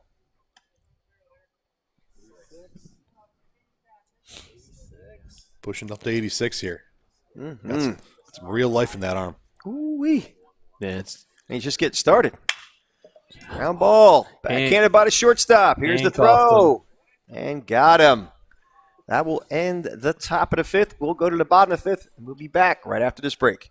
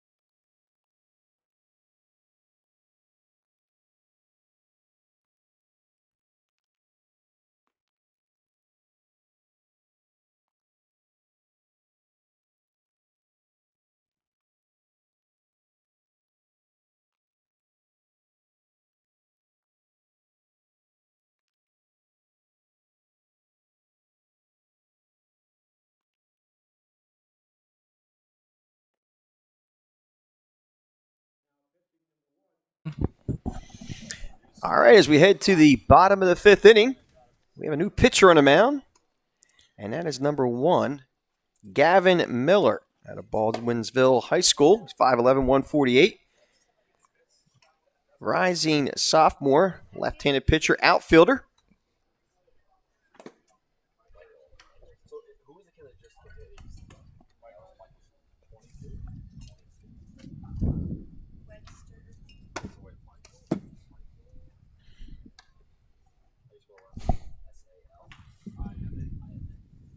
Ooh, that breeze is cool. Yeah, it is a seems to be a little chillier than we're used to around this weekend. Yeah, I'm telling you, today's what, the 12th? Yeah. 12th Well, of September. feels like it's a key late indicator October. that the Buffalo Bills are going to have a great season. Oh, yeah, it is. It's, I sure hope so. It's a key indicator. Bringing the temperature down, make it feel a little bit more like football weather. It's just a key indicator. And Well, they're town on both sides of the football, too, with both I know. the I may have defensive some- and offensive side. even though I'm obviously a diehard Eagles fan, minus our quarterback who's made of gingerbread, my call, Buffalo Bills, man, AFC East champions. Nah, boy, you really went out on a limb. Yeah, Because but you got Miami, you got New York. I'm telling you right now, AFC You mean title New game. Jersey? There's only one team in New York. AFC The title other two game. are in New Jersey. This is right. Right? What's that? AFC championship game. Buffalo and who? Kansas City? Yeah, it's good. Yeah, they're a juggernaut. Well, it's going to be tough for Buffalo then. Buffalo's going to have a real tough defense, but I like Zach Moss in fantasy football this year, by the way. I'm all about Zach. Well, Gavin Miller looks like he has a tough customer to start out with here. Yeah, he's got number 14, Karen Hovader. At West Genesee High School, 6'3", 200 pounds. First pitch is high and away for a ball. Coming in at 78 miles an hour from the left side. Lefty on lefty. Nice pitch. Fastball in the outside corner for a strike call. So it's now 1-1 Hovader. So you got a 23. So the rising sophomore, especially from the left-hand side, sitting 80 miles an hour, almost 2,200 right there on the spin. And he's got some good stretch. So I mean, he's throwing the ball from a 6'3" reach. So he's getting long. Swing and a miss. It's now 2-2 to Hovader. Changing up his grip. Looks like he's got a 2-seamer and a 4-seamer there because that one had late movement. Swing and a miss as Miller gets Hovader. Yeah, that ball is dancing on the top outside part of that corner, dude. The last 12 inches that it's coming in, it's almost like it's taking a turn. Coming in at 80 miles an hour again from that side, lefty on lefty. That's going to be tough. And that'll step up Ethan Fulton, number 10, who's a third baseman outfielder at Trumansburg High School, 5'11", 155 pounds. Ooh, Bats left and throws right. I missed that one as I was looking down that was the a roster. great looking curveball. 2,400 on the spin. Jeez, that thing. Fastball high and away for a ball. It's Almost And- 15 miles an hour difference. Yeah, well, that movement that I had was 16 inches. So that's basically going from one side of the plate to the other.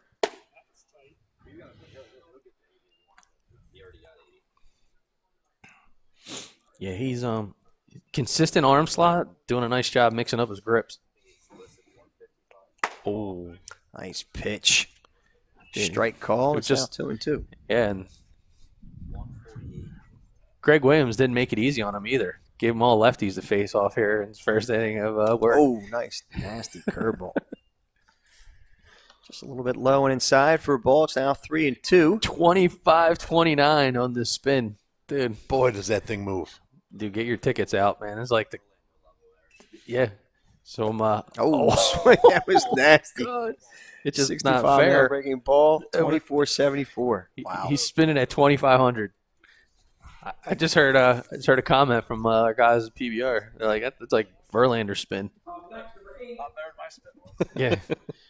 That'll bring up number 8, Charlie Plim at Yeah. Poly Prep High School, 5'11", 160 pound, third baseman, first baseman. When Dan Savit was pitching, he couldn't do that unless he was on the tilt-a-whirl. It's about that kind of spin. 80-mile-an-hour fastball is over for a strike call. And the 0-1 pitch. Breaking ball got away from him a little bit. Nibbling on the outside there with that breaking ball. It also comes out. It comes out straight, and then it goes. That's that spin. Yeah, this is the kind of pitching outing that you have that a couple things happen. Number one, everybody tends to stand up. And then number two, it's on the big monitor too if you want.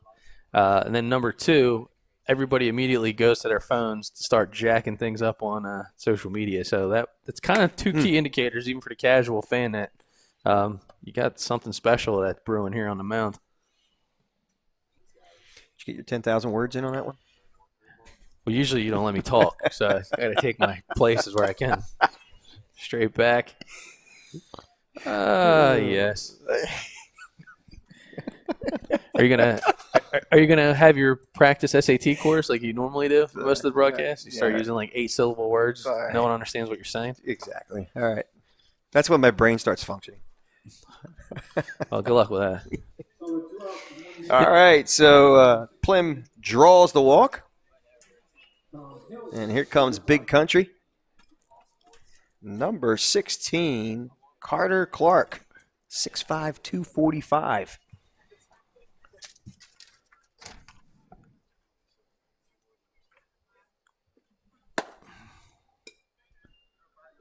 Whew. 96 exit velo last night.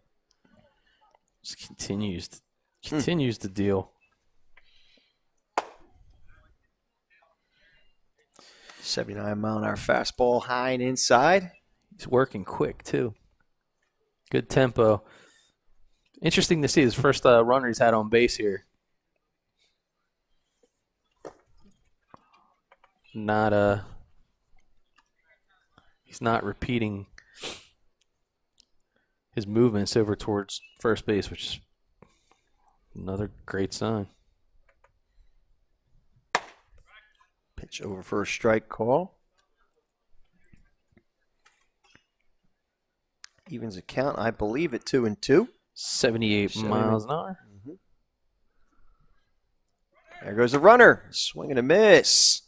And no one home. Oh, boy. As the runner's going to advance to third.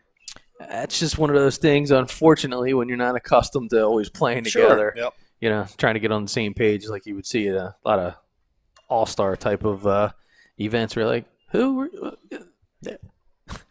Especially on the strikeout. You're like, struck him out. All right, so the count wasn't 2-2. I believe it's 2-2 now. Okay, well.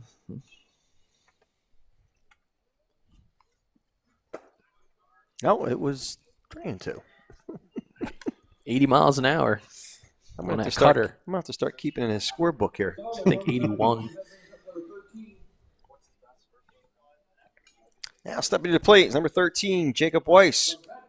Jacob Weiss. 25-42.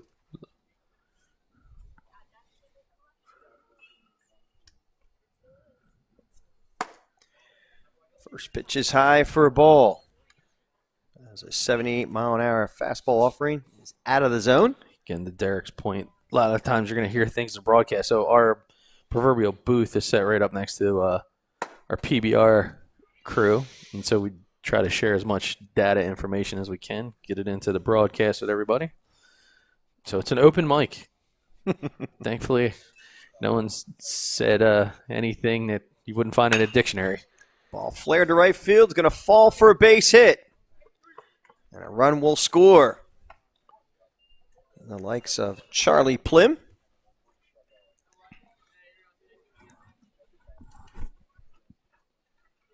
Yeah, nice job, babe.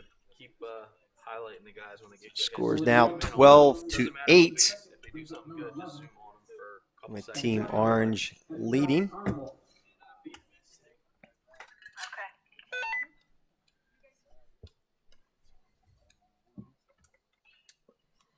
Oh, nice breaking pitch. Stepping to the plate is Henry Ehrenwald out of Blindbrook High School, 6', 175. Primary position is outfield. Class of 22 rising junior. Miller continues to spin, sitting consistently all of his breaking stuff at 2,400. It's been sitting 21, 2,200 with his fastball. So some really good stuff going on here. Pitch is over for a strike call. You know, something else is cool too about TrackMan. There's another view that actually gives you consistency around the zone. And so from a coaching or a teaching tool, every inning, every half inning, umpires come over to us and he wants to kind of get an understanding, especially being in a predicament, social distancing. He's calling pitches from behind the plate. But he wants to know because it's a totally different vantage point and view for him. So for TrackMan to be able to give not just coaches data on velocity of movement of pitches, he's able to get his feedback from a location. So what an awesome tool. Absolutely. You know, especially he's little off center and he's back off the mound, so up and down is a little bit tough, and you know, kind of getting a feel for his bearings back there all day. All right, we'll bring on number 5, our current pitcher, Michael Salina, at Webster Schroeder High School. The base is juiced and 1 out. Swing and a miss.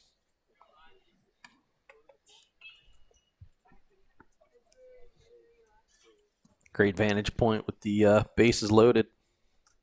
Tough spot to be in. Salina takes a hack at that 78 mile an hour fastball. So when you see that kind of swing, it just kind of reinforces the fact that you got some late movement on pitches, which is lethal from a pitching standpoint. Ball pop foul out of play. I guess he looked just over the top of those last 2 swings, and you know that's that nice downward motion on your fastball and a little bit of late run to it as well.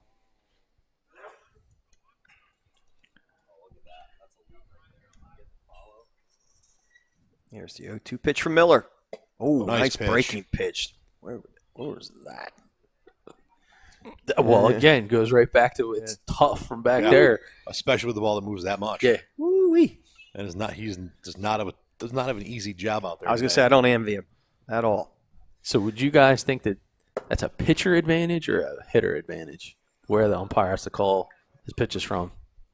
I think it's tough on both of you, to be honest with you. Yeah. You know, not really knowing where he's seeing it, as opposed to, you know, if he was behind the plate here. I think in hindsight, it's a batter's advantage.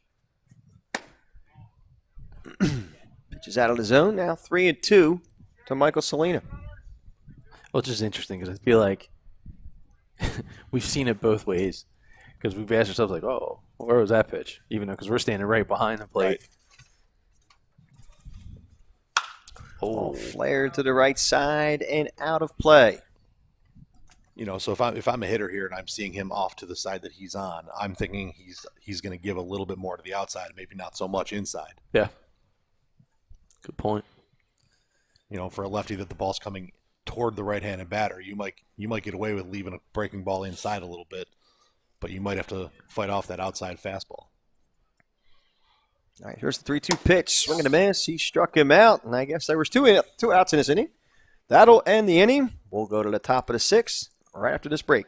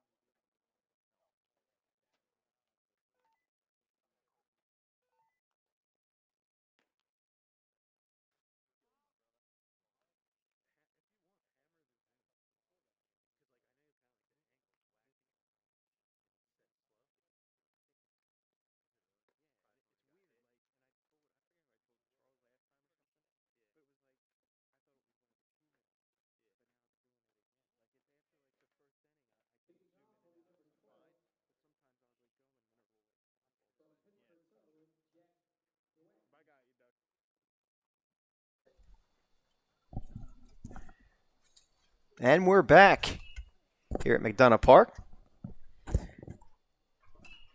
Yeah, we're back. We're live. As we move to the bottom of the 5th inning. That should be the bottom of the 6th inning, I think. Top of the 6th inning. My apologies. As Team Orange is the visiting team. Back on the mound is Michael Salina for Team Navy.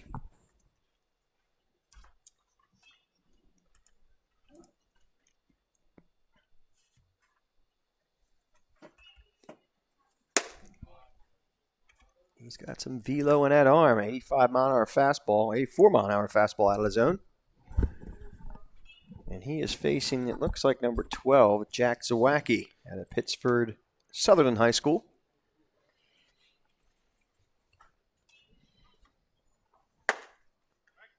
Breaking ball over for a strike call.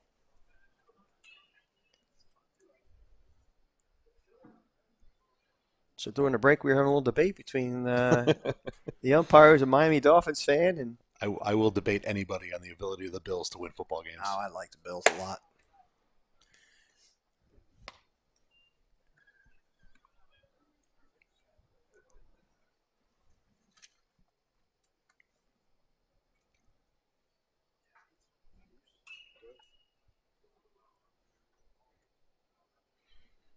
It's a pitch from Selena.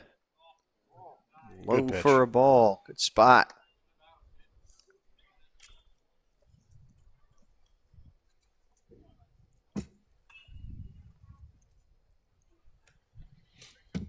That was an 83-mile-an-hour fastball, just missing the zone, according to the umpire. Swing and a miss. Comes right back with another good fastball. 85 miles an hour. Blew him away.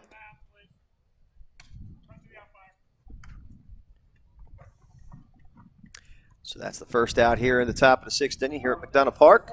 Beautiful Geneva, New York. From Troy, I'll bring up number 4. Austin Francis out of Troy High School, 5'10", 160-pounder. Shortstop, right-handed pitcher. Facing Michael Salina here in the top of the 6th inning. And the first pitch to him. He took a little something off of that one. What do you think that was? I had a little change up. little change up. A little Yep. pulled back on it just Yeah. a little bit. Yep. Even looks like it had a little dance to it. Fastball inside and low for a ball. At 84 miles an hour.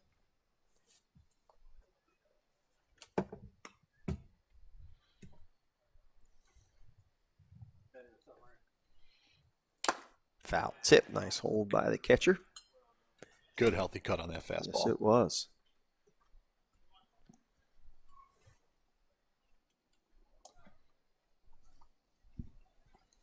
This young man's got the look of a ball player, Austin Francis. He sure does. Stay with that breaking ball nicely. He chops at the third. Here's the throw. Not in time, and Francis is going to advance to second base.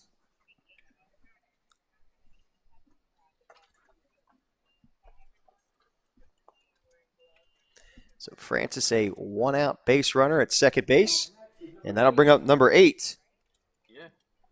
This is Billy And Morris. Billy Morris. Now, you should know him. I sure do. I guess you do. Coach. He's 5'10", 165 pounds. Shortstop, right-handed pitcher. Now, Coach, are we going to see him today? I believe he's slated to pitch, I believe, in the second game today. Okay. That their team plays. Okay.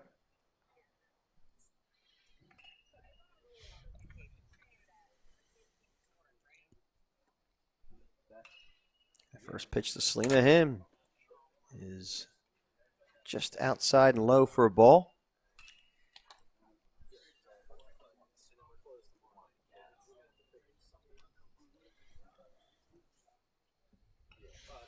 Team Navy's got himself a pretty good sized catcher behind the dish. I sure do. He's a 6'3", 200-pound ovator. Just taking notice. I'm like, man, he's a big kid. Oh, nice shot to left field. But it's going to be caught there by the left fielder. And that is number 11, Henry Aaronwald, making the grab. A nice piece of hitting there by Mars. Sounds good. Good hard hit just right at somebody. Yep. You're going to get them, Coach. You know that Absolutely. already. Been around the game enough. We tell a kid keep swinging it, Or should I call you it'll Easy fall. D? Easy That's D. just Easy D. Coach Easy D. Coach How's Easy that? D. There you go. All right. Stepping in, Michael Maglioka. Maglioka. Thanks to his parents for getting that word to us. First pitch is over for a strike call from Selena on a breaking pitch. So 2 outs, a runner at second base. Maglioka at the plate with a runner in scoring position.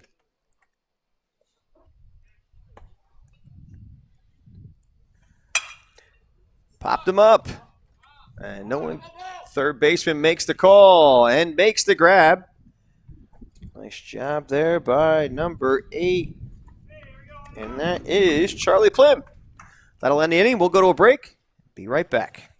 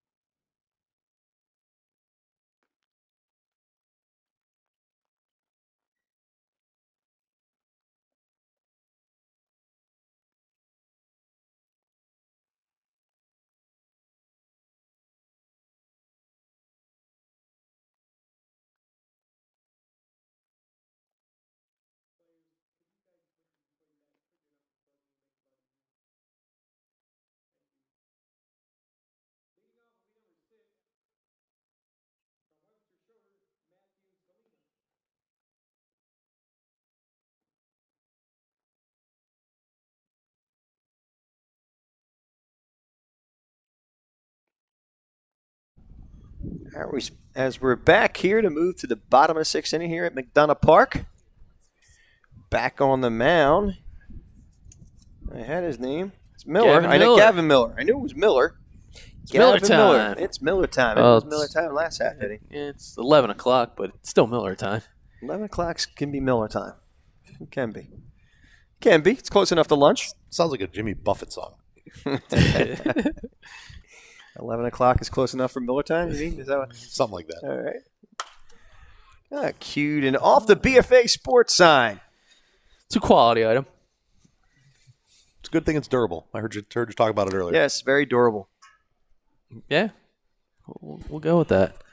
Not as durable. Our tent's not as durable. We had a screw break off. All fouled off again.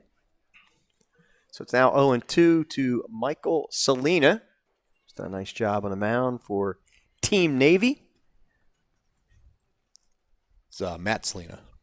Is this Matt? Yes. I thought it was Michael. Okay. Not bad. Just That's going right, off, just Michael. going off what the screen says. Yeah. Okay. Well, Derek's ahead of the game. I'm He- learning yeah. on the fly. Listen, Al's been doing this for a while. He still refuses to look at the monitor. He just relies on his bad, overworked eyes. Oh, look at that dancing thing. It was up in the zone, but that thing had movement on it. Wow. 23 inches of movement. Whew. Left to right. Foul. Tip at the plate.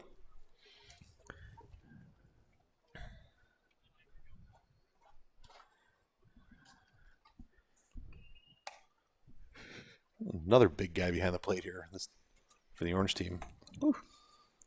Yeah, that's number Zepic. 17. 6'2", 180. Yeah, another. Sepik.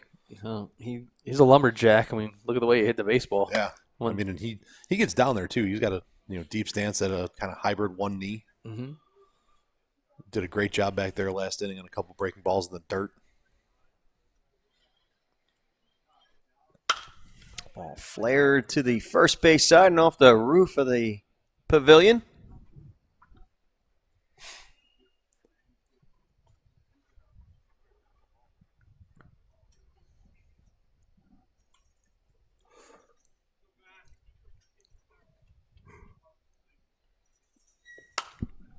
Oh, fouled straight back and the hands. Great hands on the cameraman there. Ooh-wee. Garrett Suey showing some good hands. Well, you should have their Allstate sign there. You're in good hands at Allstate. True that. Oh, flare to right field will fall for a base hit. Great at bat. Yes, it was. So Matthew Salina battling. Deposits one into center field for a base hit. So here we go. And that'll bring up Alex Yash. Amarillo Parks High School. First over down.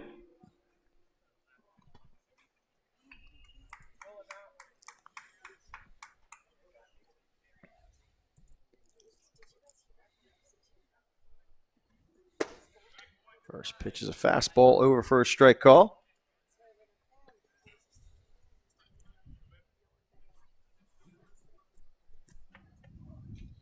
And the 0-1 pitch outside for a ball. It's now 1-1 to Alex Yash.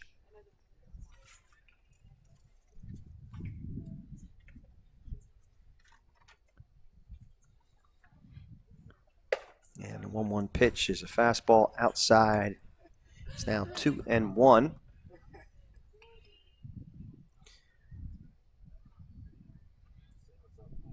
Miller winds in the pitch. Ball low and outside. It's now 3-1.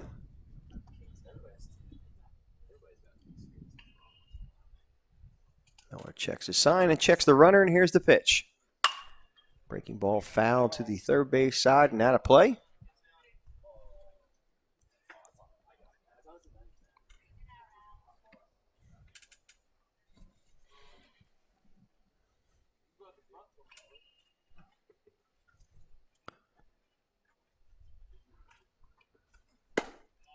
One pitch is outside, and he walked him.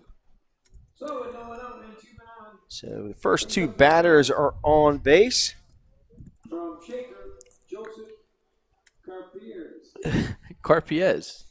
That'll bring up number 9, Joseph Carpiez out of Shaker High School, 6 foot 170. Carpiez. It's a Come shortstop, on, Al. second baseman. Come on, Al. You even hesitated with it, man. I was checking to see where I was trying to get his number and everything together. Sure you were. Yeah, it was. Ball's popped up to the first base side, giving chase. Good Ball hustle. safely for a foul ball strike call. This game is going to the Dogs. Dogs are in the house back there. Yakking. Who let the dogs out? Oh God. Solid pop culture references. Here it is, Barney. Yeah, Maybe 10 years ago, but still a solid pop culture you reference. didn't know you were on the mic with Barney Rubble. You Fred? Oh man. And if you ever seen Al eat steak, he could eat one of those. Didn't they used to call them brontosaurus? Brontosaurus, steaks? yeah, Brontosaurus steaks. Yeah, you could pull one down. You really could.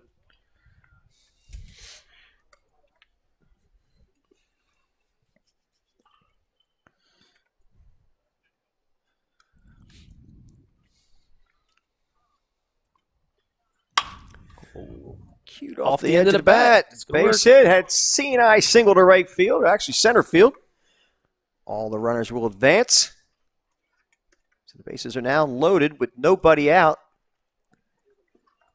And Miller's doing a nice job. He's just getting a little unlucky. So with So bases loaded, brings up number 7. It's all over that donut, huh? The Timbits.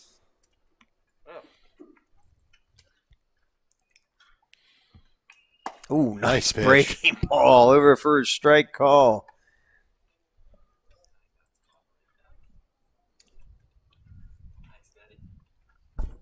you know it's a good pitch when you see a reaction like that from the batter. Absolutely. Tough to do something with that on a first pitch strike. And that batter is number 7, Connor Sackett at Fairport High School, 6'1", 165. Oh, foul off his leg. It's now 1-2. With the bases loaded and nobody out, here in the bottom of the 6th inning. Team Orange ahead 12-7.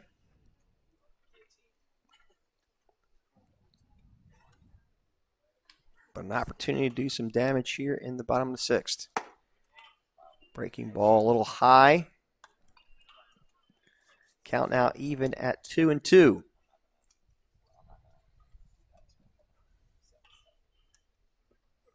Oh, nice pitch. Struck him out. Yahtzee. 65 miles an hour, Ooh-wee. 23-27. I'll be the first out of this. Usually got to give tickets to get on that kind of ride. Absolutely. Wow. Your one-liners are terrible, man. They are just, you're just terrible. I think the word you're looking for is terrific. Hey, Oh, look at you sucking man, up to there we the, go. Look at you. There's no shame in your game there, Easy D. That'll bring up number 2, C.J. Phelps out of McQuaid Jesuit High School. I love a good one-liner. We'll keep Yeah, but the key word is good one-liner, not throwing- bad one-liners. keep throwing them up against the wall. I'll make one stick. We're entertaining the guys here for PBR. Swing and a miss. Nice pitch. Miller battling back.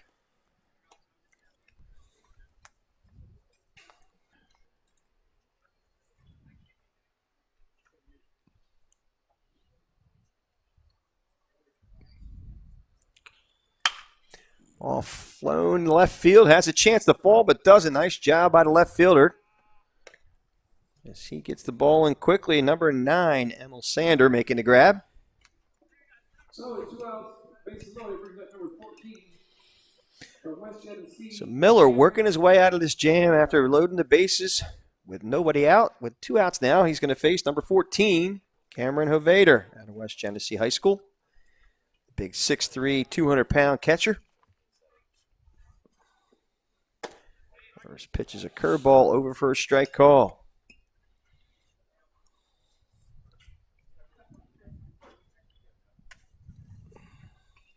And the 0-1 pitch. Oh, nice spot. Just missed with the fastball in the outside corner. Count now even at 1-1.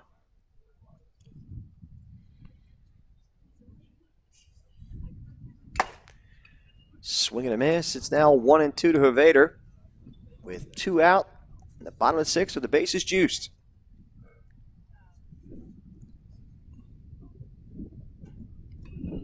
Oh, curveball. Got him looking, and that will end the inning. Great job by Miller to work out of that jam, and we'll go to a break. We'll be back at the top of the 7th right after this.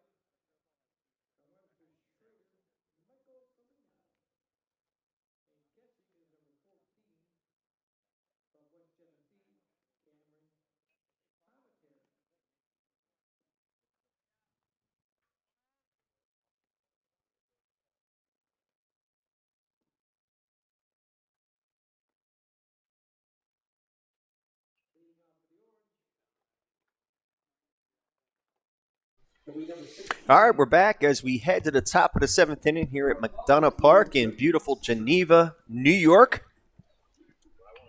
An hour and 45 minutes from talking proud Buffalo Bills. With Michael Salina back on the mound for Team Navy. He'll face number 16, and that's Braden Sieber at Baldensville High School.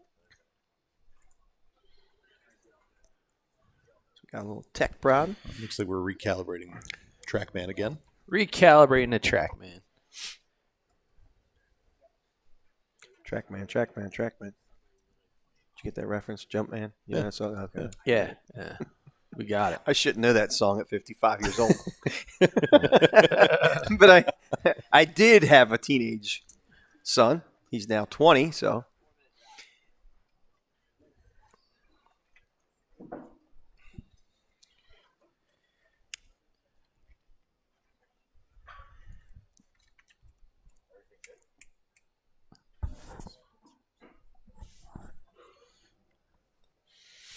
So we'll take a moment to talk about our sponsors. Isn't Culligan one of them?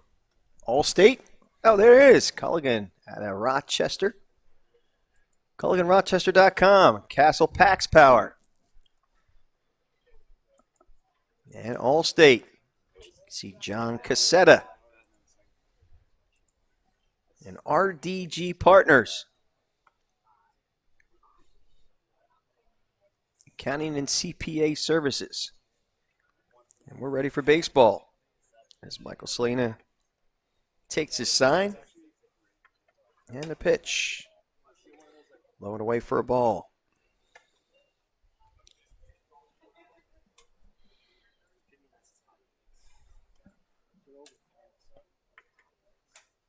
Sieber digging in for the 1-0 pitch. Chopped foul on the first base side.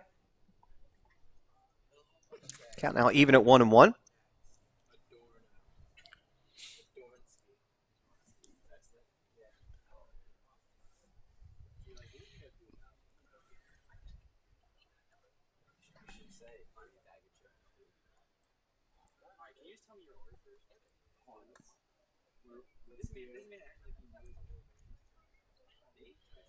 Again, we're here in the top of the 7th inning. Team Orange versus Team Navy. And here's the 1-1 pitch from Salina. Swing and a miss. It's now 1-2 to Braden Sieber.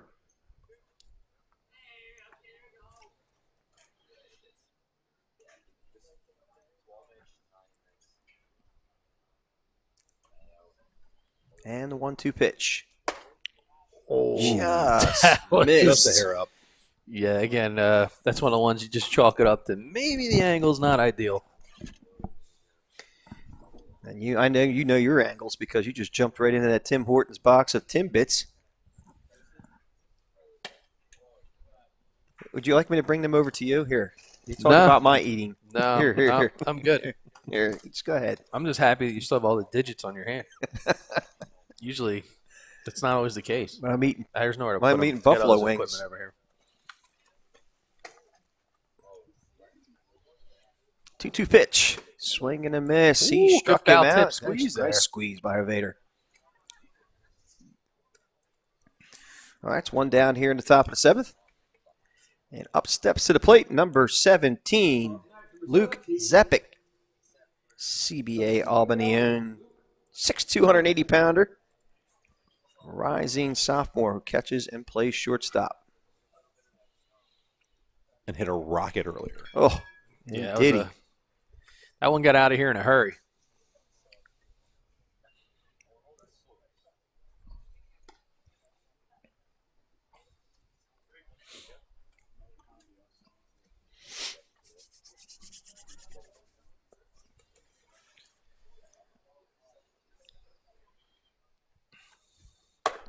Pitch is high for a ball. 82-mile-an-hour fastball just missing the zone.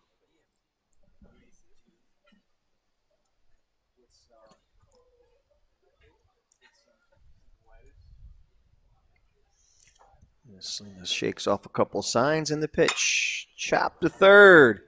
Nice hop for the third baseman. Here's the throw. And he got him by a stride.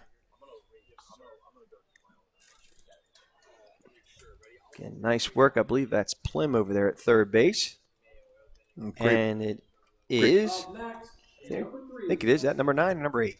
That's Number 8 Lancaster, Mason Cisco. gets Charlie Plim at third base. Great placement on that pitch, keeping it low in the zone and getting him to ground out to third base on a guy that's had a couple good hard hits, including that one bomb earlier. I bring up Mason Cisco out of Lancaster High School. Yeah, this kid, don't you? I do. Swing and a miss. He's 5'11", 180, rising junior. a healthy hack at that 84-mile-an-hour fastball with 2,300 on the spin. Yeah, Mason is a catcher by trade that's moved over the corner a little bit to give himself a little bit more opportunity. Hey, smart move. Any way to keep yourself in the lineup or even just get into the lineup. So more utility that you have, more positions you can play. Absolutely. He also he does dabble at first base a little bit. Looks pretty good over there too. So. All right. All cute off the bat. Foul. Picked up there by Charlie Plim. The other thing I can tell you is he's the type of kid that he makes you laugh and you kind of want to throw him through a wall at the same time. Very familiar. Case in point, he walked up to me first thing this morning and goes, "Coach, aren't you cold? Put some pants on." Mason, go get ready to play. Sounds like my partner over here. Yeah. Swing and a miss. He struck him out, and that'll end the inning. We'll go to the bottom of the seventh. We'll be back right after this.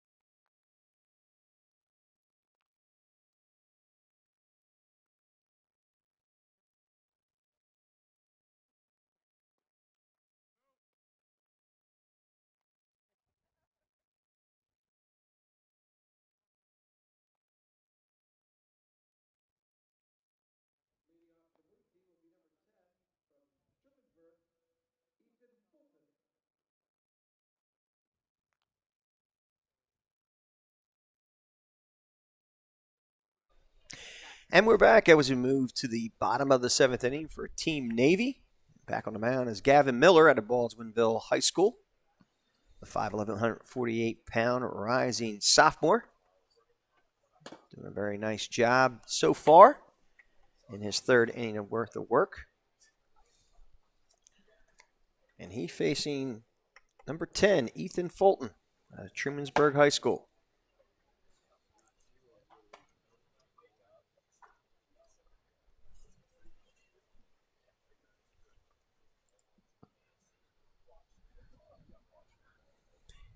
And the 2-0 pitch is high for a ball and out of the zone. It's now 3-0.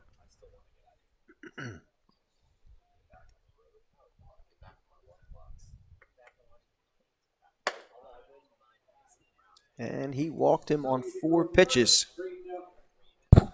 Number 0. So it's like a senior number 2. What? I didn't even hear.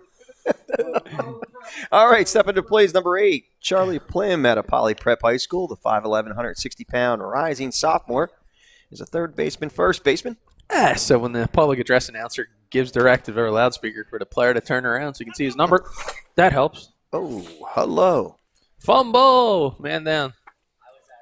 I couldn't All catch kinds that of one. activity here. Yeah, I'll tell you what. Throw weight on that. Yeah.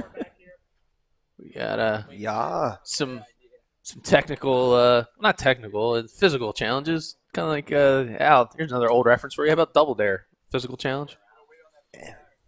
You got mental challenges, but that's besides the point. Yeah, so. Ah. So, I want to thank Dorno, as he was a previous major in physics, figuring out how this. Oh, man. Epic fail, as the kids say. Man. Does anybody?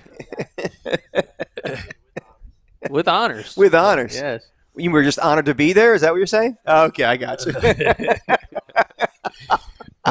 So just Having some fun, filling some airspace. yeah, our protective screens There you go. catching Yo, sails in the wind This here. was probably a good opportunity to be in good hands with Allstate, I would say. Perfect Oh, opportunity. how about that? Dynamite drop in.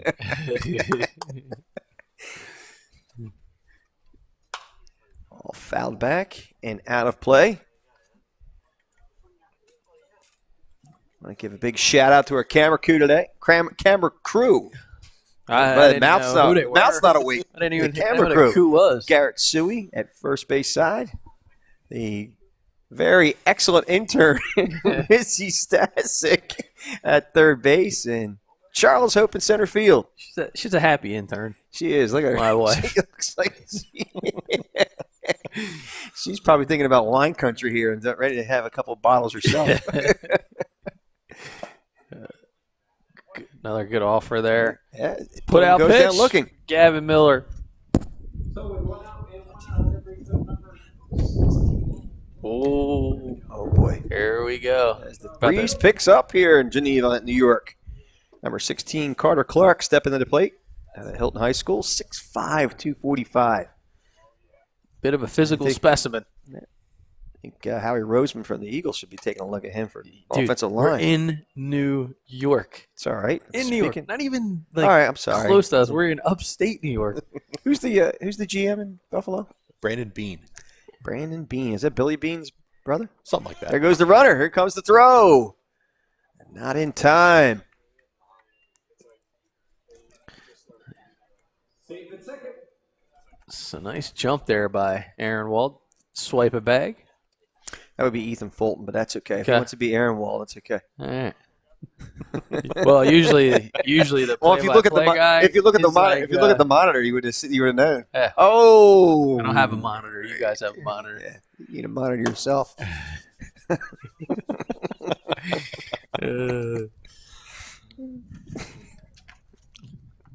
You were that kid that was the hall monitor, weren't you? No, I wasn't. Yeah, you were. No, I was the one. Yes, you were. Get in Writing trouble. people passes.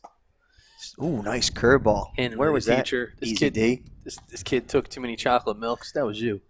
I ate too many paint chips. Well, that explains a lot. I didn't want to say it. I helped you out there, buddy. Swing and a miss by big country Carter Clark. Great movement on that pitch. 75 miles an hour breaking. 19.77 on the spin. So 1 out, runner at second base. And Fulton, not Aaron Wald, as Carter draws the walk. Does Carter have any eligibility left? Isn't he playing for the Buffalo Bills tomorrow? He may. Might. 6'4", 6'5", 245. That's I mean, my lord. That's an absolute unit over there. Yeah. wow.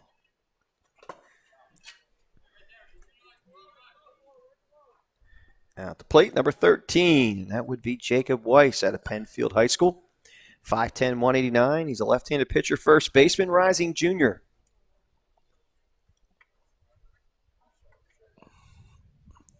And the pitch. Strike called. I can tell you, while we were shooting radar for the infield yesterday, we were standing over by first base and all the first base, and every single one of them is huge. Yeah. I very often feel like a large human because I am. I did not feel that way over there. Well, that right there tells you all you need to know. Some big dudes, and I think these are 22s and 23s. Yeah. It's not like you're talking, No, know, we're not talking physically finished college, 21. college grown men here. We're Yeah. talking sophomores and juniors in high school. These boys still got growing to do. Mm-mm-mm.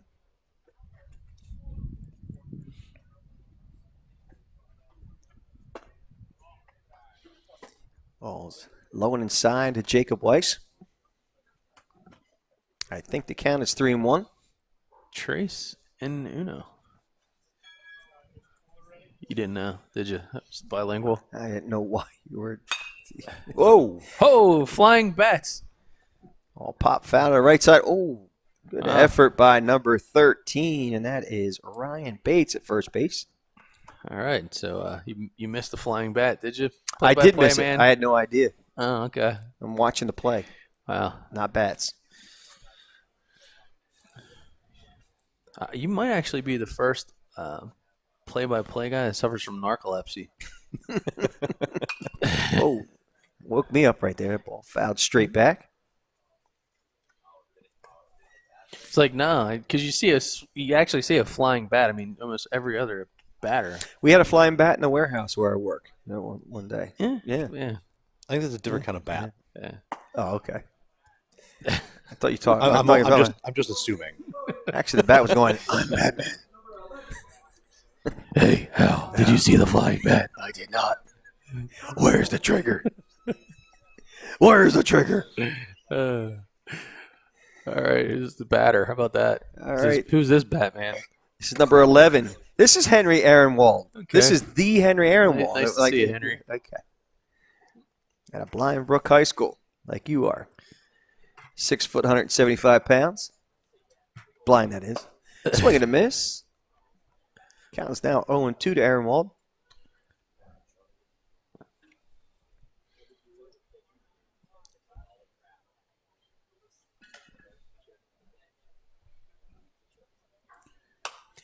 Pop foul and out of play. Actually, right behind us.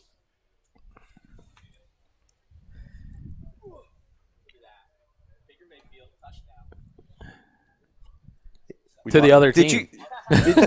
did you literally make a Cleveland Browns reference here in New York? Oh my gosh, we got them all over. man. Die Hard. Die Shocked Hard. the world.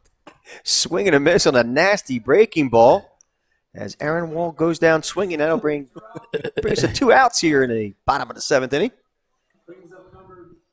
The base is juiced. Once again, Gavin Miller working his way out of jams. I'll bring out number 5, Michael Salina.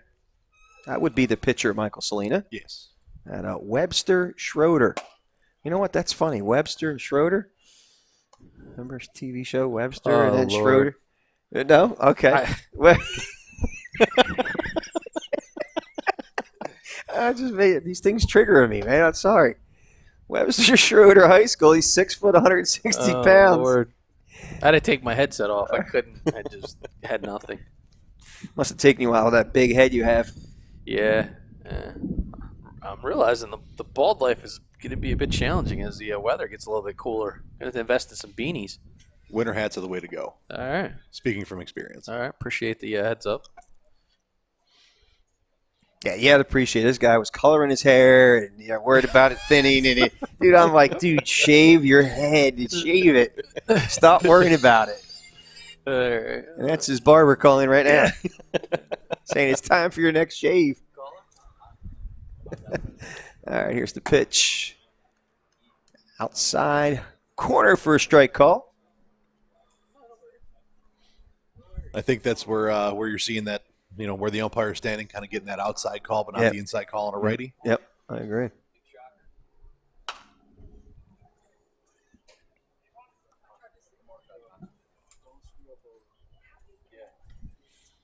Once again, we are BFA Sports.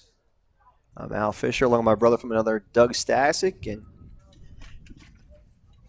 podcast extraordinaire. Tip of the cap, right? Tip of the cap. Yes, sir. Derek Joswiak, right? Yes. I said it Nailed right. it. All right. Nailed it. All right. That'll end this inning on the strikeout. We'll go to the top of the 8th, and we'll be back after this break.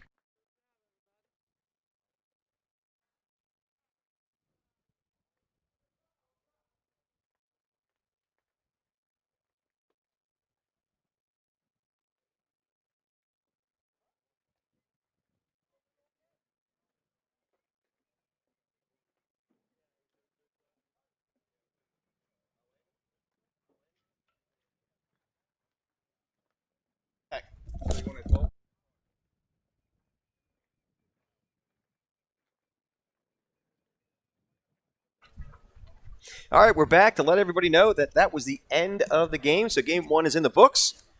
Team Orange, if it really matters in a showcase setting, wins the ball game 12-7 or 12-8. And we'll be back for game 2 right after this short break.